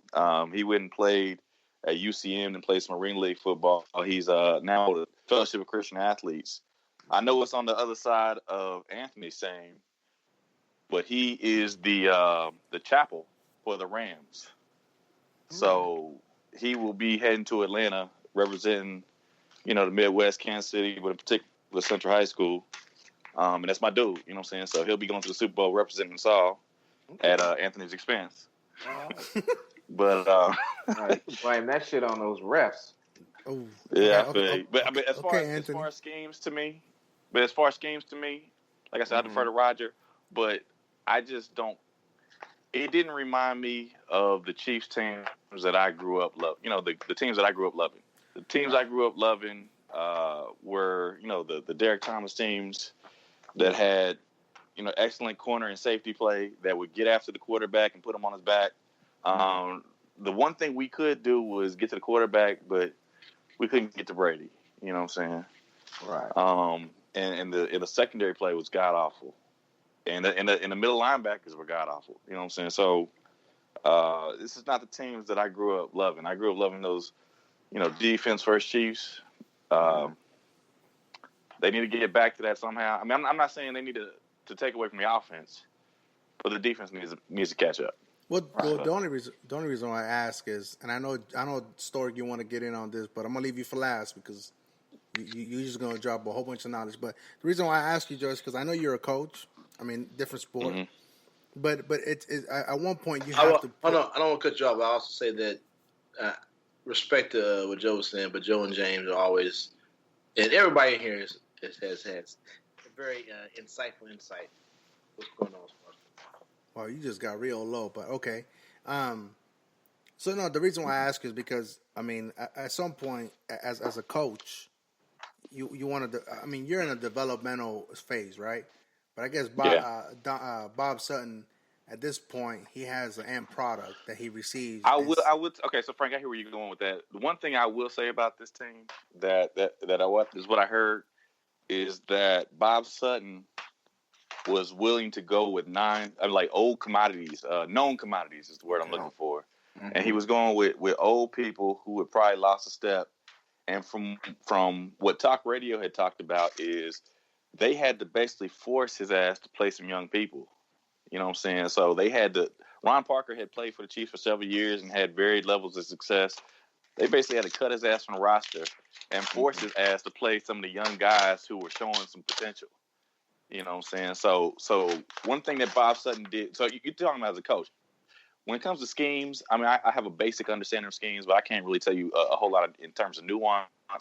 But when it comes to team building, I will tell you, man, you've got to infuse some youth. You can't just have guys getting older and fading off. you have to get some people. The next guy's got to come along and push somebody. You know, steel sharpens steel. You got to bring the next guy along, right, to continue to get better. You know what I'm saying? So, who at the dentist? Anthony, mute mute yourself. your shit. Went to the dentist or something, man. Okay.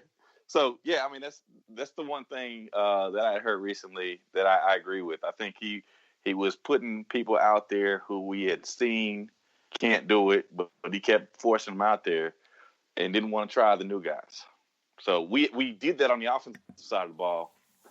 You know what I'm saying? We brought in the Williams brothers at the end of the season. You know what I'm saying? We've tried the new quarterback. We have the young receivers out there, but we will not try that shit on the defensive side of the ball, and it showed. Okay, so and before I move on to the next person, I'll ask you this one last question because you're a KC guy.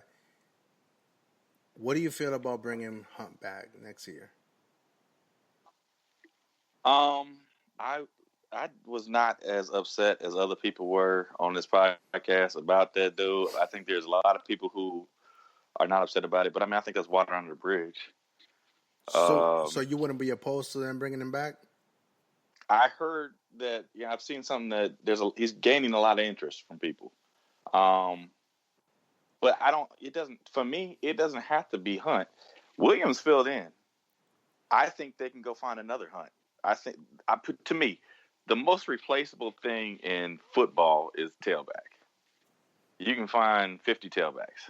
You know what I'm saying? So I don't care if they bring Hunt back. They need to bring back Hunt's impact. Okay. You know, Hunt was a 3rd round pick. You can find somebody out there that'll probably match your offense. And like I said, the Williams dude has done well. If you want to bring in another guy to compete for that job, I'm all for that too. If you want to bring Hunt back, I understand. You know what I'm saying? I think it'd be difficult to bring him back here. I think he needs probably a fresh start. You know what I'm saying? But I mean, that's how I feel. Okay. I mean, I dig it. And we're gonna go right into James. Just kind of basically the same questions, round of questions. How do you feel the season went? How do you feel about how the season went? How it ended? Just get your thoughts, your opinion, James. Basically, when the season started, my expectations were not that high. Didn't know what we were going to see out of Patrick Mahomes and that sort of thing. He turned out to be much better than we thought. I think he had a much better. Of course, he had like an MVP year, like an all-time historic year, so nobody was expecting that. But I think that the expectations went up exponentially as the weeks went along. Once we saw what we had offensively, defensively, we already knew what the defense wasn't very good. Everybody already wanted Bob Sutton gone before then. I do think that if Andy Reid knew that this was the kind of offense he was going to have, he wouldn't allow. Bob would hope that he wouldn't have allowed Bob Sutton to just sit on that defense and be stubborn and lose because he lost the reports are coming out now that he lost those players a long time ago. That's why there was no fire in the way they played. They didn't know where they were supposed to be. They weren't following their assignments. No gap discipline, no ball awareness because they weren't inspired by the way he was coaching the defense. So that's why they got the kind of play you got. And I think bringing in Steve Spagnuolo is going to make a difference just in the fact that he's a fire coach. You know, he gets people, you know, he wants you to get hype. He wants you to get after people. He will blitz. You know, there's no sitting back, you know, soft zones and all that sort of thing with Steve Spagnuolo defense. You know, there'll be some adjustments because he's probably going to change it to a 4-3 instead of a 3-4. But we got players that are probably going to play better in a 4-3, you know, if that's what he does institute. To be honest, personally, I'm a 4-3 guy. So I feel that. I feel that. 4-3 guy. Like you invented the 4-3 or something like that. What are you talking about? Well, no, I like the 4-3 formation. Oh, you like? Okay, that's fine. And other aspects, it was a tragedy. You know that Hunt had to go, but he got to go. He ain't coming back. The Chiefs no longer feel like they can trust him. You know, they gave him opportunities to tell the truth. He did not tell the truth, so he'll never be back. no matter what. I put money on that. Like Joe said, the tailback is easy to replace. They'll probably draft somebody in the draft that will take his place, or Damian Williams will be our starting running back, and he did a good job. Maybe he's not Kareem Hunt, but he did a really good job. He made make big plays. Ran hard. He needs to stop some of that foot shuffling he does. But for the most part, honestly, unfortunately, the season ended the way I thought it would. I thought that the poor defense would end up costing us a chance to go to the Super Bowl, and it did. I didn't want to be right, but I could see the writing on the wall. But overall, it was a much better season than I originally expected. I was disappointed, but I did enjoy the season, and there was a lot of good football. So going forward, I guess this is my last question to you. Going forward, what would you like to see? What would you like to see them address? Well, they addressed the defensive coordinator. That was the first thing I wanted them to address. I think they got to address the safety position all the way around. I love Eric Berry, but I just don't see him being our starting safety. And I don't like Dirty Dan. I never did like Dirty Dan. I always thought he was a subpar player that was more of a special teams player than a starting safety. So I think the safety position has to be the first thing addressed. You may not have to address the middle linebacker position, because I think if we go to a 4-3, that'll make it a little bit easier on the defense, on the running, on the linebacker, the middle linebacker position, and that sort of thing, with the 4 guys up front. That could address going to the 4-3 could address a lot of problems for the front 7. Right. But the safety positions got to be addressed. Probably maybe a corner or something like that. Yeah. Everything else, the offense, I have no issues with. Maybe an offensive lineman or two that might shore up that middle part. But for the most part, I think the offense is good to go. Yeah, you touched up on the. I mean, if they switch over to a 4-3, I still think they have to go get an interior lineman out there. I don't know if you go after it in a draft, or if you go into it, get a veteran to come in there, because I know Nadi. I know he's a Florida State guy, and I'm a Florida State guy too, but I think he'll be better suited for a 4-3 and not a 3-4. I don't think he's a true nose tackle. Yeah, I think he'll be. That's kind of what I mean. Like, I think some of those players are out of position. I think you'll see. Yeah, I definitely think you'll see that. Yeah, I'll be curious to see where they get that. I think you'll see like Nadi and Chris Jones in the middle, honestly, and I think you'll see like maybe Houston on one side of the D line and Speaks on the other side. Maybe run like a modified 4-3 with Houston on one of the ends. I can see that. It just won't have to be a modified 4-3. They can run a standard 4-3. Hey James. Why are we talking football when nigga ain't got no team? But we're talking schemes and formations, though. I mean, it's. Well, the nigga ain't got no team. But we're talking names and formations. Are you back off? I didn't know if he was back on or back off the bandwagon or whatever. We're talking about nigga ain't got no team, professional. Okay, but anyhow, you talk about like addressing the cornerback position. I mean, yeah, there was a lack on there. I know that the Chiefs in the last year or so, they lost one of the high profile, two high profile DBs, didn't they? They didn't lose, and they traded Marcus Peters away. Yeah, right. I don't know. If you was a real fan, you would know that, though. Yeah, well, that's why I said I don't know. At the end, you just open with that. Okay. Well, I don't know. That is not. No.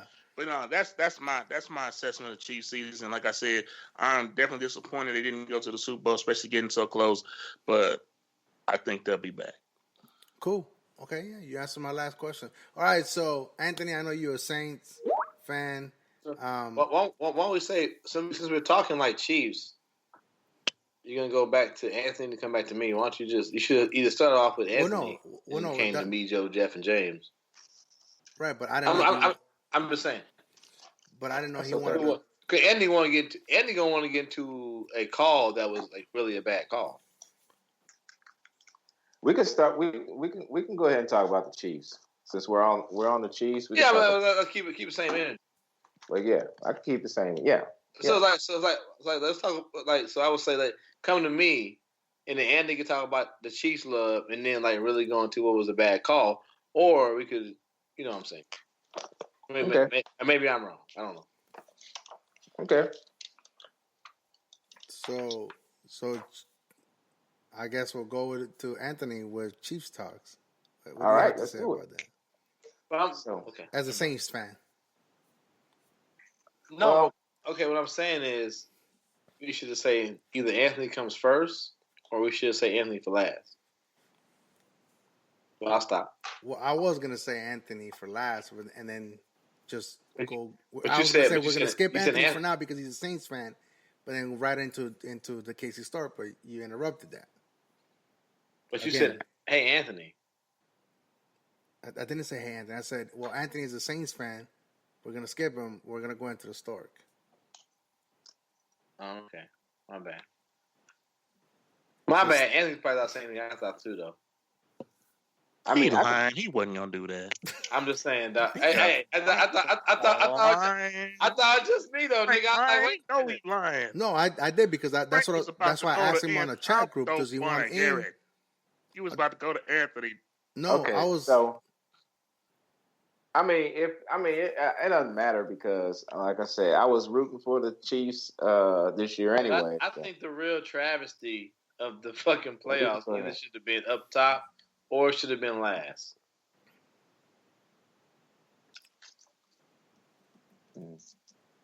How we gonna play it? I don't know. Anyway, you know what? Yeah, like so. Anyway, I'll jump in.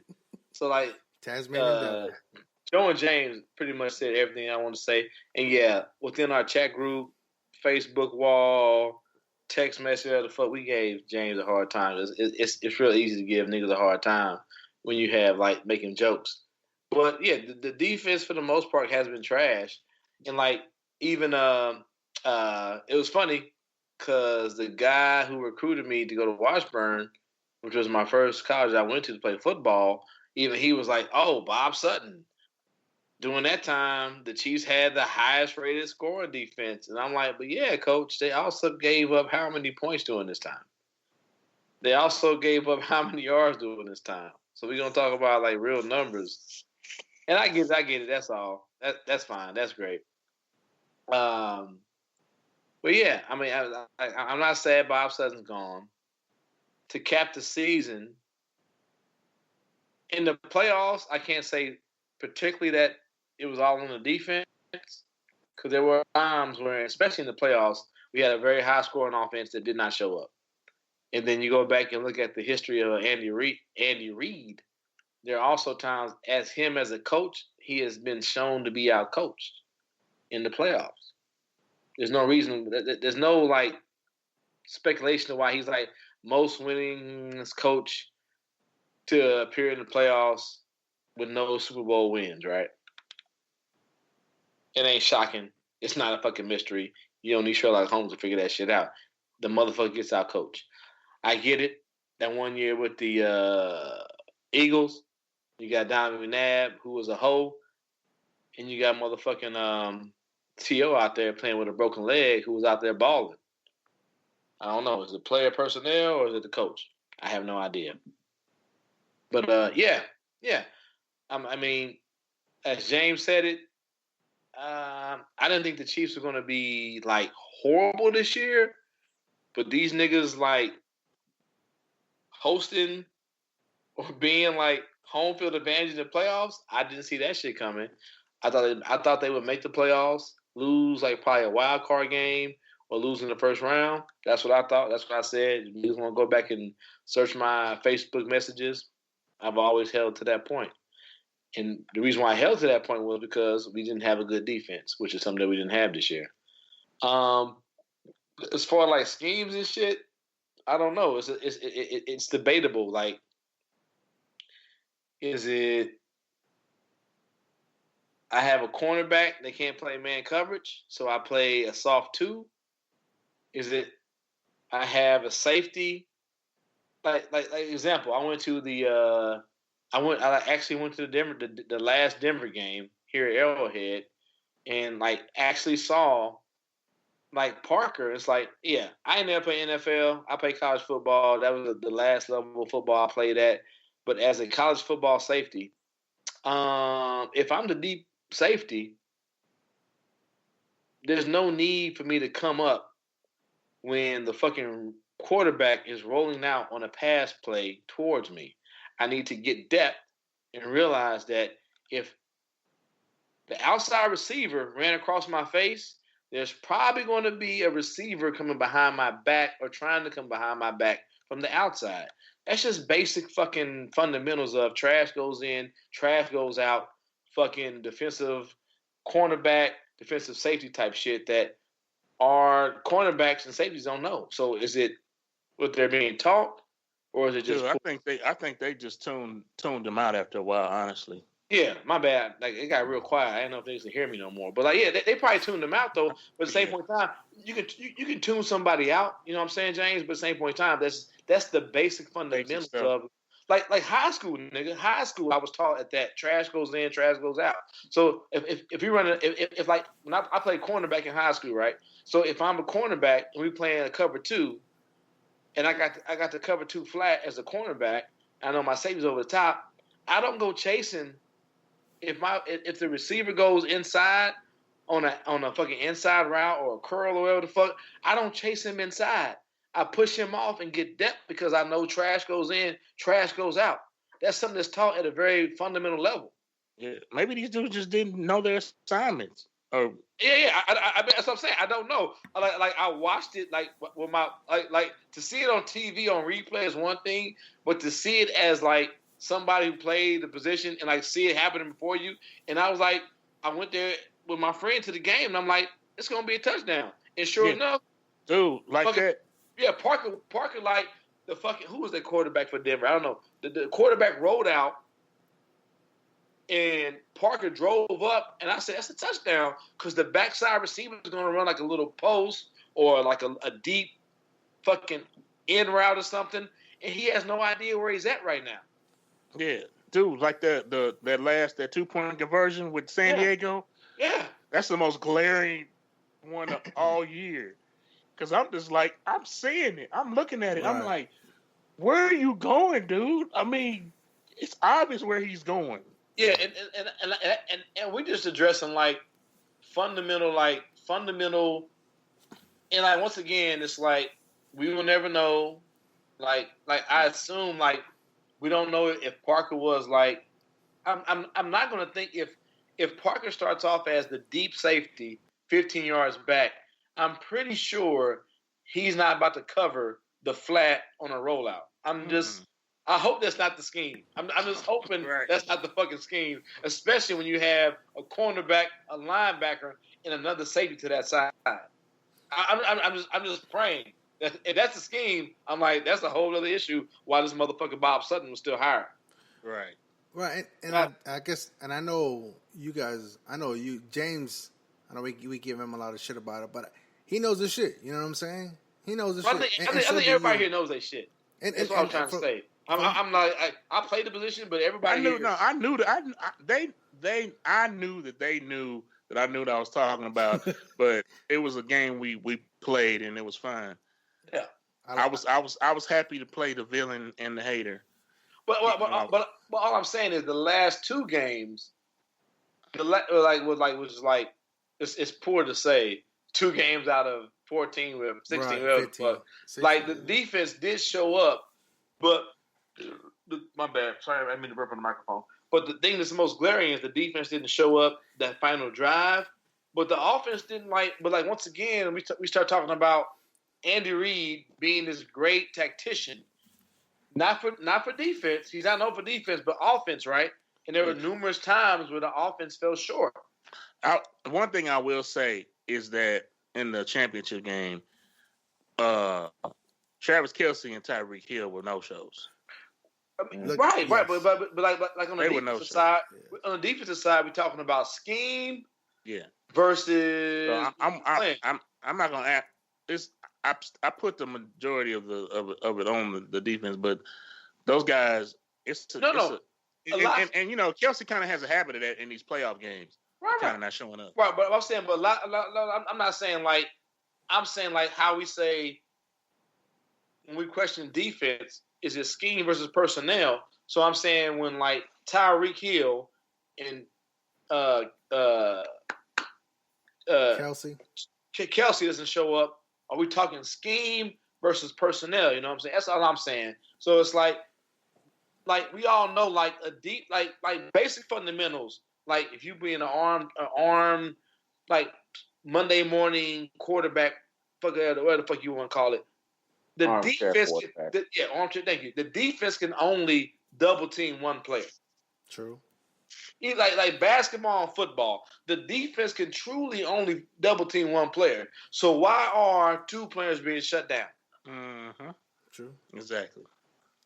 Well, that could be a great scheme that the defensive coordinator. No, there ain't no scheme that good. Ain't no scheme, dog.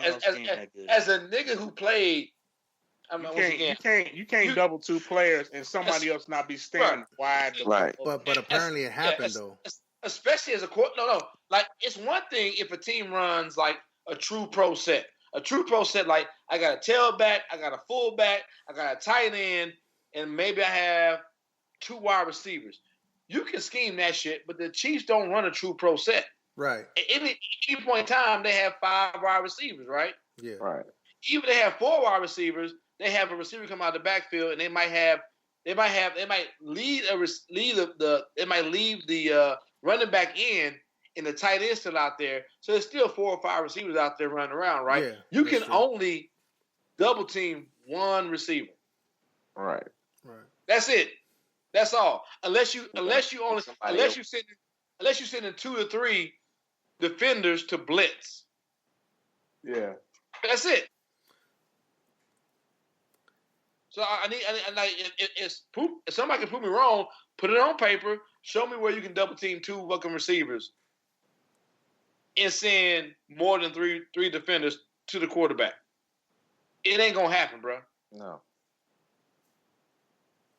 So then that falls on Mahone then if he's not reading the play right. It's either once again. That's why I said, is it the scheme or the personnel? If we're going to question, and like once again, we see it time and time again with Andy Reid. Also, when he gets in big games, does he get out coached? But isn't Mahomes? Okay, so here's where I'll say this, and I guess playing devil's advocate, but I don't want to. But isn't that on Mahomes to read the coverage? But also, what are the plays? That's what I'm saying. Is it personnel versus scheme, pimp? Yeah. I'm just asking. I'm not telling you. That's why I'm saying, is it on Bob Sutton or is it on the 11 motherfuckers out there on the field who can't make a fucking tackle in the backfield? Yeah, it's hard to see. Here's the thing, though. I'll say this: is it on Mahomes for that whole first half, or is it on Andy Reid for that first half? Exactly. It can't all be on both. Well, I'll go back to the first. Also, here we go. Mahomes can't be this dynamic, earth-shattering, world fucking phenomenal player. I get it. The first couple of plays, oh shit, coach. These niggas throwing shit I ain't never seen before. But the coach got to put something in that they ain't never seen before, right? Yeah. But I guess the argument to that would be if your quarterback if they busting through that line and he's on the run, you can't call 7-step drop plays. You can't. You gotta make it quick. You gotta give him plays so we can get that ball out. 3-step, maybe 5. Boom, pow, get it out. Hey James, what New England do? When the last time you seen motherfucking Brady take a 5-step drop? Right, but he'll take a 5, but he won't take a 7. Maybe. That nigga might take a 5-step drop. It's usually a 3 though. Yeah, it's usually a 3, and that nigga, if he in a deep shotgun or pistol, he might not drop back nowhere, nigga. Okay, right. but that's Brady. He has carte blanche to call off but plays. But that ain't got nothing to do with. But that scheme, nigga. That scheme. No, I get that, but I'm saying though if you have a serious pass rush coming at you, you ain't got time to drop back 5-7 steps and wait for a play to develop. You got to get that ball out. You have the fastest nigga. You have a finite amount of time. You have the fastest nigga in the world. Right. Why not put that nigga on the slant? Right, but I think that's what I'm saying. I think that's what makes Brady so great is he could read that coverage. he can anticipate that. If Tyreek plays Hill are being called correctly, though. But if Tyreek Hill is always on either the outside receiver, how can he run a quick slant? I mean, that's. I mean, once again, are we talking about scheme? Or are we talking about the personnel on the field, Pimp? You got to look at it. You got to look at it. Because no, don't get me wrong. There are times when Bob Sutton is to blame. Why the fuck is the safety playing 15 yards off the fucking ball when it's 3rd and 10? So then what we're saying is, you know good and goddamn well they're gonna run a slant to Elderman. So okay, why the fuck? So then if I'm hearing you correct, so the great season, the historic season that Mahomes has, Andy Reid has to take credit for it then. Yeah. Bro. He's a second-year quarterback. Of course, I was going to these extreme. Hold on, Joe. I mean, hold on. My bad, James. Motherfucker, come on, Pimp. No. Brady, hold on. Brady don't go without the hoodie, dog. Am I not wrong or right? When the hoodie do bad, Brady do bad. When Brady do good, that's the answer to our question right now. Then that's goes in hand. It's hand in hand. So then that goes to our question, though. That answers our question. Then, if Brady and hoodie, if Brady doesn't have the hoodie, then Brady doesn't go. Ladies and gentlemen, there's also degrees. No, there's also degrees to it, man. Here's what I'm saying, Frank, is that yes, Reid has done an excellent job because he's got us to the position. But the question about Reid is not whether he can get to the championship game. The question is, can he get past the championship game? Can he win? Can he win? Can he win it all? Right. And then you are in rare air. You're not talking about is he better than the Browns coach. You asking is he better than the Patriots coach? And he has not proven to this point that he can be better than the Patriots coach. True. I mean, I'm not going to argue that. Yeah. A nigga took an 8th round pick to become the GOAT, nigga. But also, you got to look at the game before this one. There was no passing touchdowns. What? But I'm saying though. So what did you want Mahomes to do though, or what did you want the offense to do? When I think I feel like they when you challenging a nigga with 5 fucking Super Bowl rings, you have to put points on the board. What else I don't want him to go down 14-0 at half. What do you want me to say, dog? What do you want me to say? Like what James is saying, like at the end of the game, the defense got to get a stop. We basically saying the same thing, right? The defense did get stops at the beginning of the game, but the offense can't get field goals. When you're playing they against, didn't even get field goals. You know what I'm saying? When you're playing against a nigga who has 5 fucking Super Bowl rings, my nigga, 5 fucking Super Bowl rings, you can't get field goals, nigga. You can't get nothing. So you gotta get something. So let's go. Okay, so good, because that's what I wanted to talk to you guys about. So what? Obviously, in hindsight, the field goal gets you into the overtime. It worked out in that moment, but it didn't. Ultimately, it didn't work out. So did you want? And we were talking about it on the messenger. So why not take a couple more shots down to the end zone? I think he kicked it with 11 seconds. They had a timeout and they had 8 seconds. No, they had 11 seconds. They were what in the second they had no timeouts though. No. But you could do a throwaway though. If you know you're gonna kick it. Why are you gonna also get a pick, get a fumble, get a sack. So but you just said that we're playing against a 5-ring coach. Right. In the first second quarter, that shit matters, dog. Everything in context, Pimp. Everything in context, Pimp. Right, that's also what I say in the chat group, right? Everything in context. Right, but in the first half, y'all niggas weren't getting points. Right, but now we here. We shouldn't be here. We got to push it to the next quarter, dog. Right, but now we have. But exactly. But Andy Reid, you know what you have in your defense. And you know what you could expect from them. And Andy Reid was like, "I hope we get the coin flip." So okay, that's what I'm asking you. It's like, how do you guys feel about that call? That coin flip at home. It's a coin flip. That's what you're relying. You're hoping the coin flip goes your way. And let's not forget. At least you give you if you take the almost sure because you got a good kicker. If you take the almost surefire field goal, you give yourself a chance, and let's not a chance to actually win the game. If you go for it and you screw it up somehow, you throw an interception, you've ended the game. Let's not forget the defense had gotten stops, not consistently, Right. but they had gotten a few stops to allow us to get back into the game. Shit, we were fucking lining up in the neutral zone away from entering the game in regulation on defense. There we go. Mm.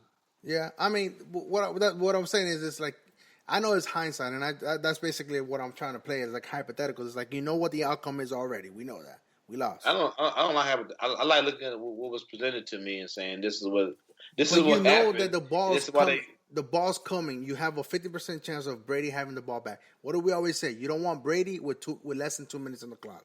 And you have a fucking 25% chance to get a touchdown. 31st worst defense. What's the higher outcome, my nigga? You all over the place now, Frank. Now you talking about 2 minutes left of the game. We talking about the end of the game. There was 39 seconds when point? they got the ball. They made 2 plays, got into field goal range. They took one shot at the end zone. It didn't work. And so they went ahead and said, let's go ahead and kick the field goal because they were out of timeouts. There was nothing else to do. Timeouts. Okay. That was the only viable solution is to take the field goal and give yourself a chance. That's the chance. That's the best thing Andy Reid did that day, nigga. Yeah. Besides, I think he should have put Tyreek Hill in the motherfucker. He should put Tyreek Hill at the slot and fucking ran quick slants all day. Frank, you will never be my GM or my coach.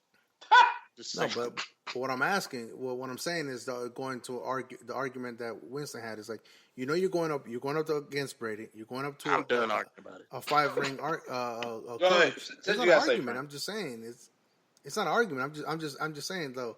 Would you rather see another shot in the end zone before you take that field goal? That's what I'm asking. I mean, but the thing is, though, if you don't have a timeout, you're not guaranteed another shot at the end zone, right? Or a field goal. But that's all we're saying. Frank, we had no more time. We had no more timeouts. If you catch the ball at the 10, get tackled at the 5, the clock runs out, the game is over, you lose. This was the only logical thing to do. All I'm saying is just throw it out. You can throw it away. They ran a cover fucking 3 on that shit, man. Them motherfuckers had 3 safeties in the end zone, man. They were not going to allow you to throw it in the end zone. You were going to have to throw it underneath and risk getting tackled and run the game out. This shit was set up to do nothing but fucking kick. Hey, this is the same coach that picked the nigga off from the motherfucking 3 in the end zone. Mm-hmm. Okay, I mean that's right. So Bob Sutton is fired. What do you see? Well, what do you want to see happen with the Chiefs on the defensive side? But we all talked about though. Like it's like you can get this high rated coach though, and I mean nobody said this, but it's like we gonna get a Lamborghini body, but we still got a Ford Pinto engine, this motherfucker, right? So are we gonna get some motherfucking cornerbacks? We're gonna get some defensive backs across the board, right? Like Sorensen, he did play better. I'm not a fan of him. He still makes dumb plays. We still don't have a safety that can cover anybody past 10 yards, right? We still don't have cornerbacks that can cover a motherfucker for more than 3 seconds, right? Well, that's what I'm saying. People were talking about these young corners and I can't even tell you their name. I think Ward is one of their names. Yeah. But they kind of got in at the end of the season. Really only got in like in the 16th game of the season, and then played through the playoffs. So we really only got 3 games of history on them. But we'll see. Sutton wasn't playing them dudes. Those guys might be answers. They might be, but I think especially in this league because you can't press, you can't do a lot of shit. Safety play is really the big thing, and right now we don't have great safeties. And I think James brought that point up. And that's what until we have a decent or good safety that is someone who can come up and make a tackle, but also someone who can cover a deep half. Unless we got defensive linemen that can get to the quarterback, or we got some great scheme where we're just blitzing everybody, and the quarterback only has a second to get the ball off, it's still gonna be to me. Yeah. So there's work to be done on the defensive side. This is another thing I've been thinking about. I think that the Bob Sutton style defense, bend don't break. Bend don't break, was probably better under Alex Smith. because we had they more ball control. it was about ball control. It was about making sure that the game didn't get out of hand. So you might give up a bunch of yards, but we're not gonna allow the 50-yarder. You know what I'm saying? The bomb over the top. And so with that kind of ball control offense, I think that might fit better. But I think the offense, the style offense you got this year with Mahomes, where if you're behind, you don't give a shit. You can come back from that. I think it might make more sense to go with a more aggressive style defense and try to limit the shit up top. If you get them, if they get behind you once or twice in the game, cool, because we don't get behind you 3 times. You know what I'm saying? Yep. So I just think it was time for a change. I don't know about Spagnuolo. I just know the name. I know that he was a head coach in this league. But also, I mean, like Joe talked about the young cornerbacks. Ain't nothing wrong with that Williams kid, man. He a young kid, man, and I think once he starts to learn how to read, plant his foot, and get yards, he'll be all right. I mean, it was Hunt. Also, before Hunt got drafted, what was he? A nigga out of Toledo that no one really knew about. Yep. And I think they can go get another nigga out of Toledo. Who never fumbled the ball until they got here and fumbled the ball his first carry, and then became a great running back. So once again, man, but like Joe was saying, man, and also James said, dog, decent to good running backs are a dime a dozen in the NFL, unfortunately, especially in the pass-happy league. You look at the motherfucking Pittsburgh. Le'Veon Bell, who was like, I love to watch that nigga run. But old boy did a good job. And he wasn't the reason why they lost that motherfucking – didn't make it to the playoffs either. So don't forget that either. Everybody won't talk about it. So it's like, you know what I'm saying? Like, that Williams kid, he's pretty good. So we'll be all right. But the main focus should be the defense. All right, cool. I mean, that was good Chiefs talk. And I guess since we have a Saints fan here, we'll let him vent. Because and he's still crying? He good? I mean, this is eventually partly a mental health for people of color, and in this case, we have a Saints fan that's feeling heartbroken. Go ahead, Anthony.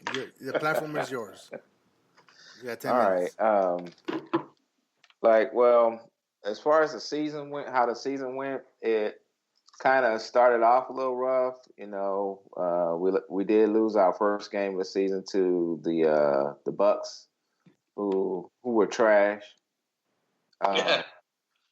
Yeah, the Bucks were trash. But then, I mean, soon after that, actually the next game, we were on a tear. I think the Saints did. I think, in my opinion, they did well. They did outstanding. Drew Brees was Drew Brees. Alvin Kamara, he cut up. Who else? Mike Thomas, he was. Can't guard Mike. Basically, the offense was pretty good, pretty decent. The defense had a lot of growing up to do this year. Basically, I felt that. What is that man? What is his name? Dang it. I can't think of his name right now. Yeah, on your own, nigga. We don't watch that team. Right. I know y'all don't. Not the names, nigga. Not the names, nigga. Cam you better figure it out. I feel that Cam Jordan and Marshawn Lattimore pretty much carried the team. Carried the defense, I would say. Like I said, Drew Brees was Drew Brees, as always, but when it came down to it, how it ended, I was highly disappointed. And it was not because of the play of the Saints or that the Saints were not scoring or anything like that, but everyone knows, it was the call, or I should say no call, heard around the world. That's what was disappointing. And the reason why, to me, it was disappointing was because we would not know how the real outcome would have been, if, that call had been made. We wouldn't know what the outcome of the game would have been. And that's like the most disheartening thing when your team that you expect to do well has been robbed or cheated out of a victory because of the refs. I would say neglect of doing their jobs correctly. But anyway, great season. The Saints are still, that's still my number one team. Will always be my number one team that I root for, and that's it. That's basically it. Thank you, Anthony.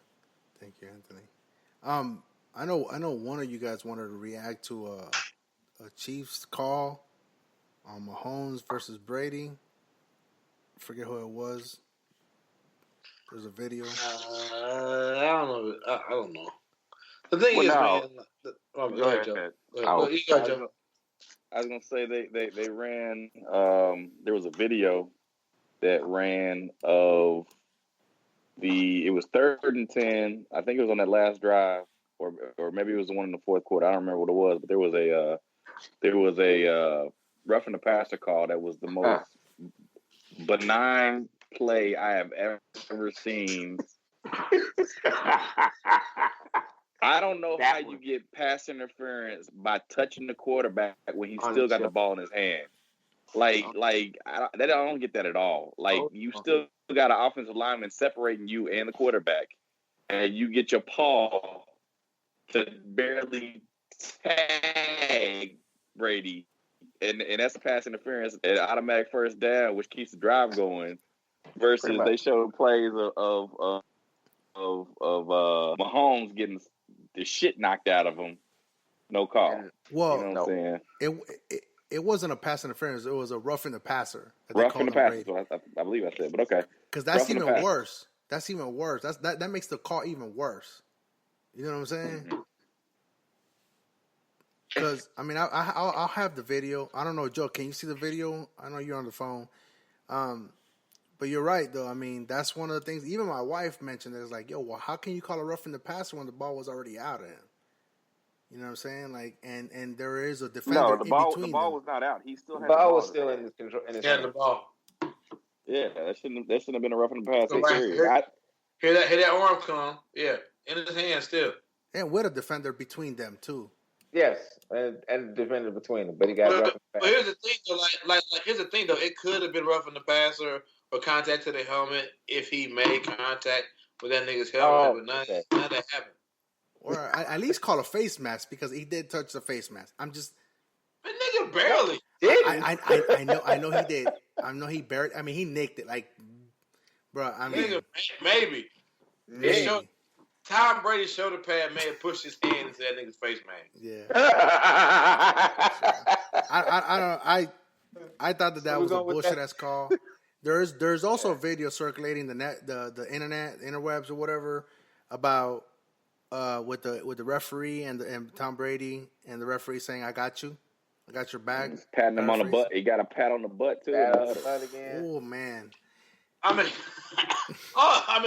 that's good. But everything we covered here, everything we covered about the Chiefs, them niggas lost the game. That's it. I'm sorry. As a longtime fan, diehard fan, the Chiefs lost the fucking game. Yeah. All right. Any final words on the Saints or the Chiefs or anything like that, or Super Bowl predictions? I'll say the same thing about the. Despite the call and everything, the Saints was. The Saints had the most obvious call. That was like that. That's going to be on some NFL films with the old white dude with the very historic voice narrating that shit. That's going to be for the ages, my nigga. Maybe. Yeah. The Chiefs shit might make it real. I don't know. Maybe. I don't know. But that shit right there, you missed the pass interference and you missed helmet-to-helmet contact with a player, nigga. And you missed contact with a defensive receiver. It's like 3 calls that were missed. Yeah. So it's like, like Chiefs fans, I'm like, yeah, I get it. There's a letdown. But Saints fans, I'm like, yeah, I get it. But y'all niggas was up 13-0. So yeah. Mm-hmm. All right, Joe, James, any last before we go on to the next topic?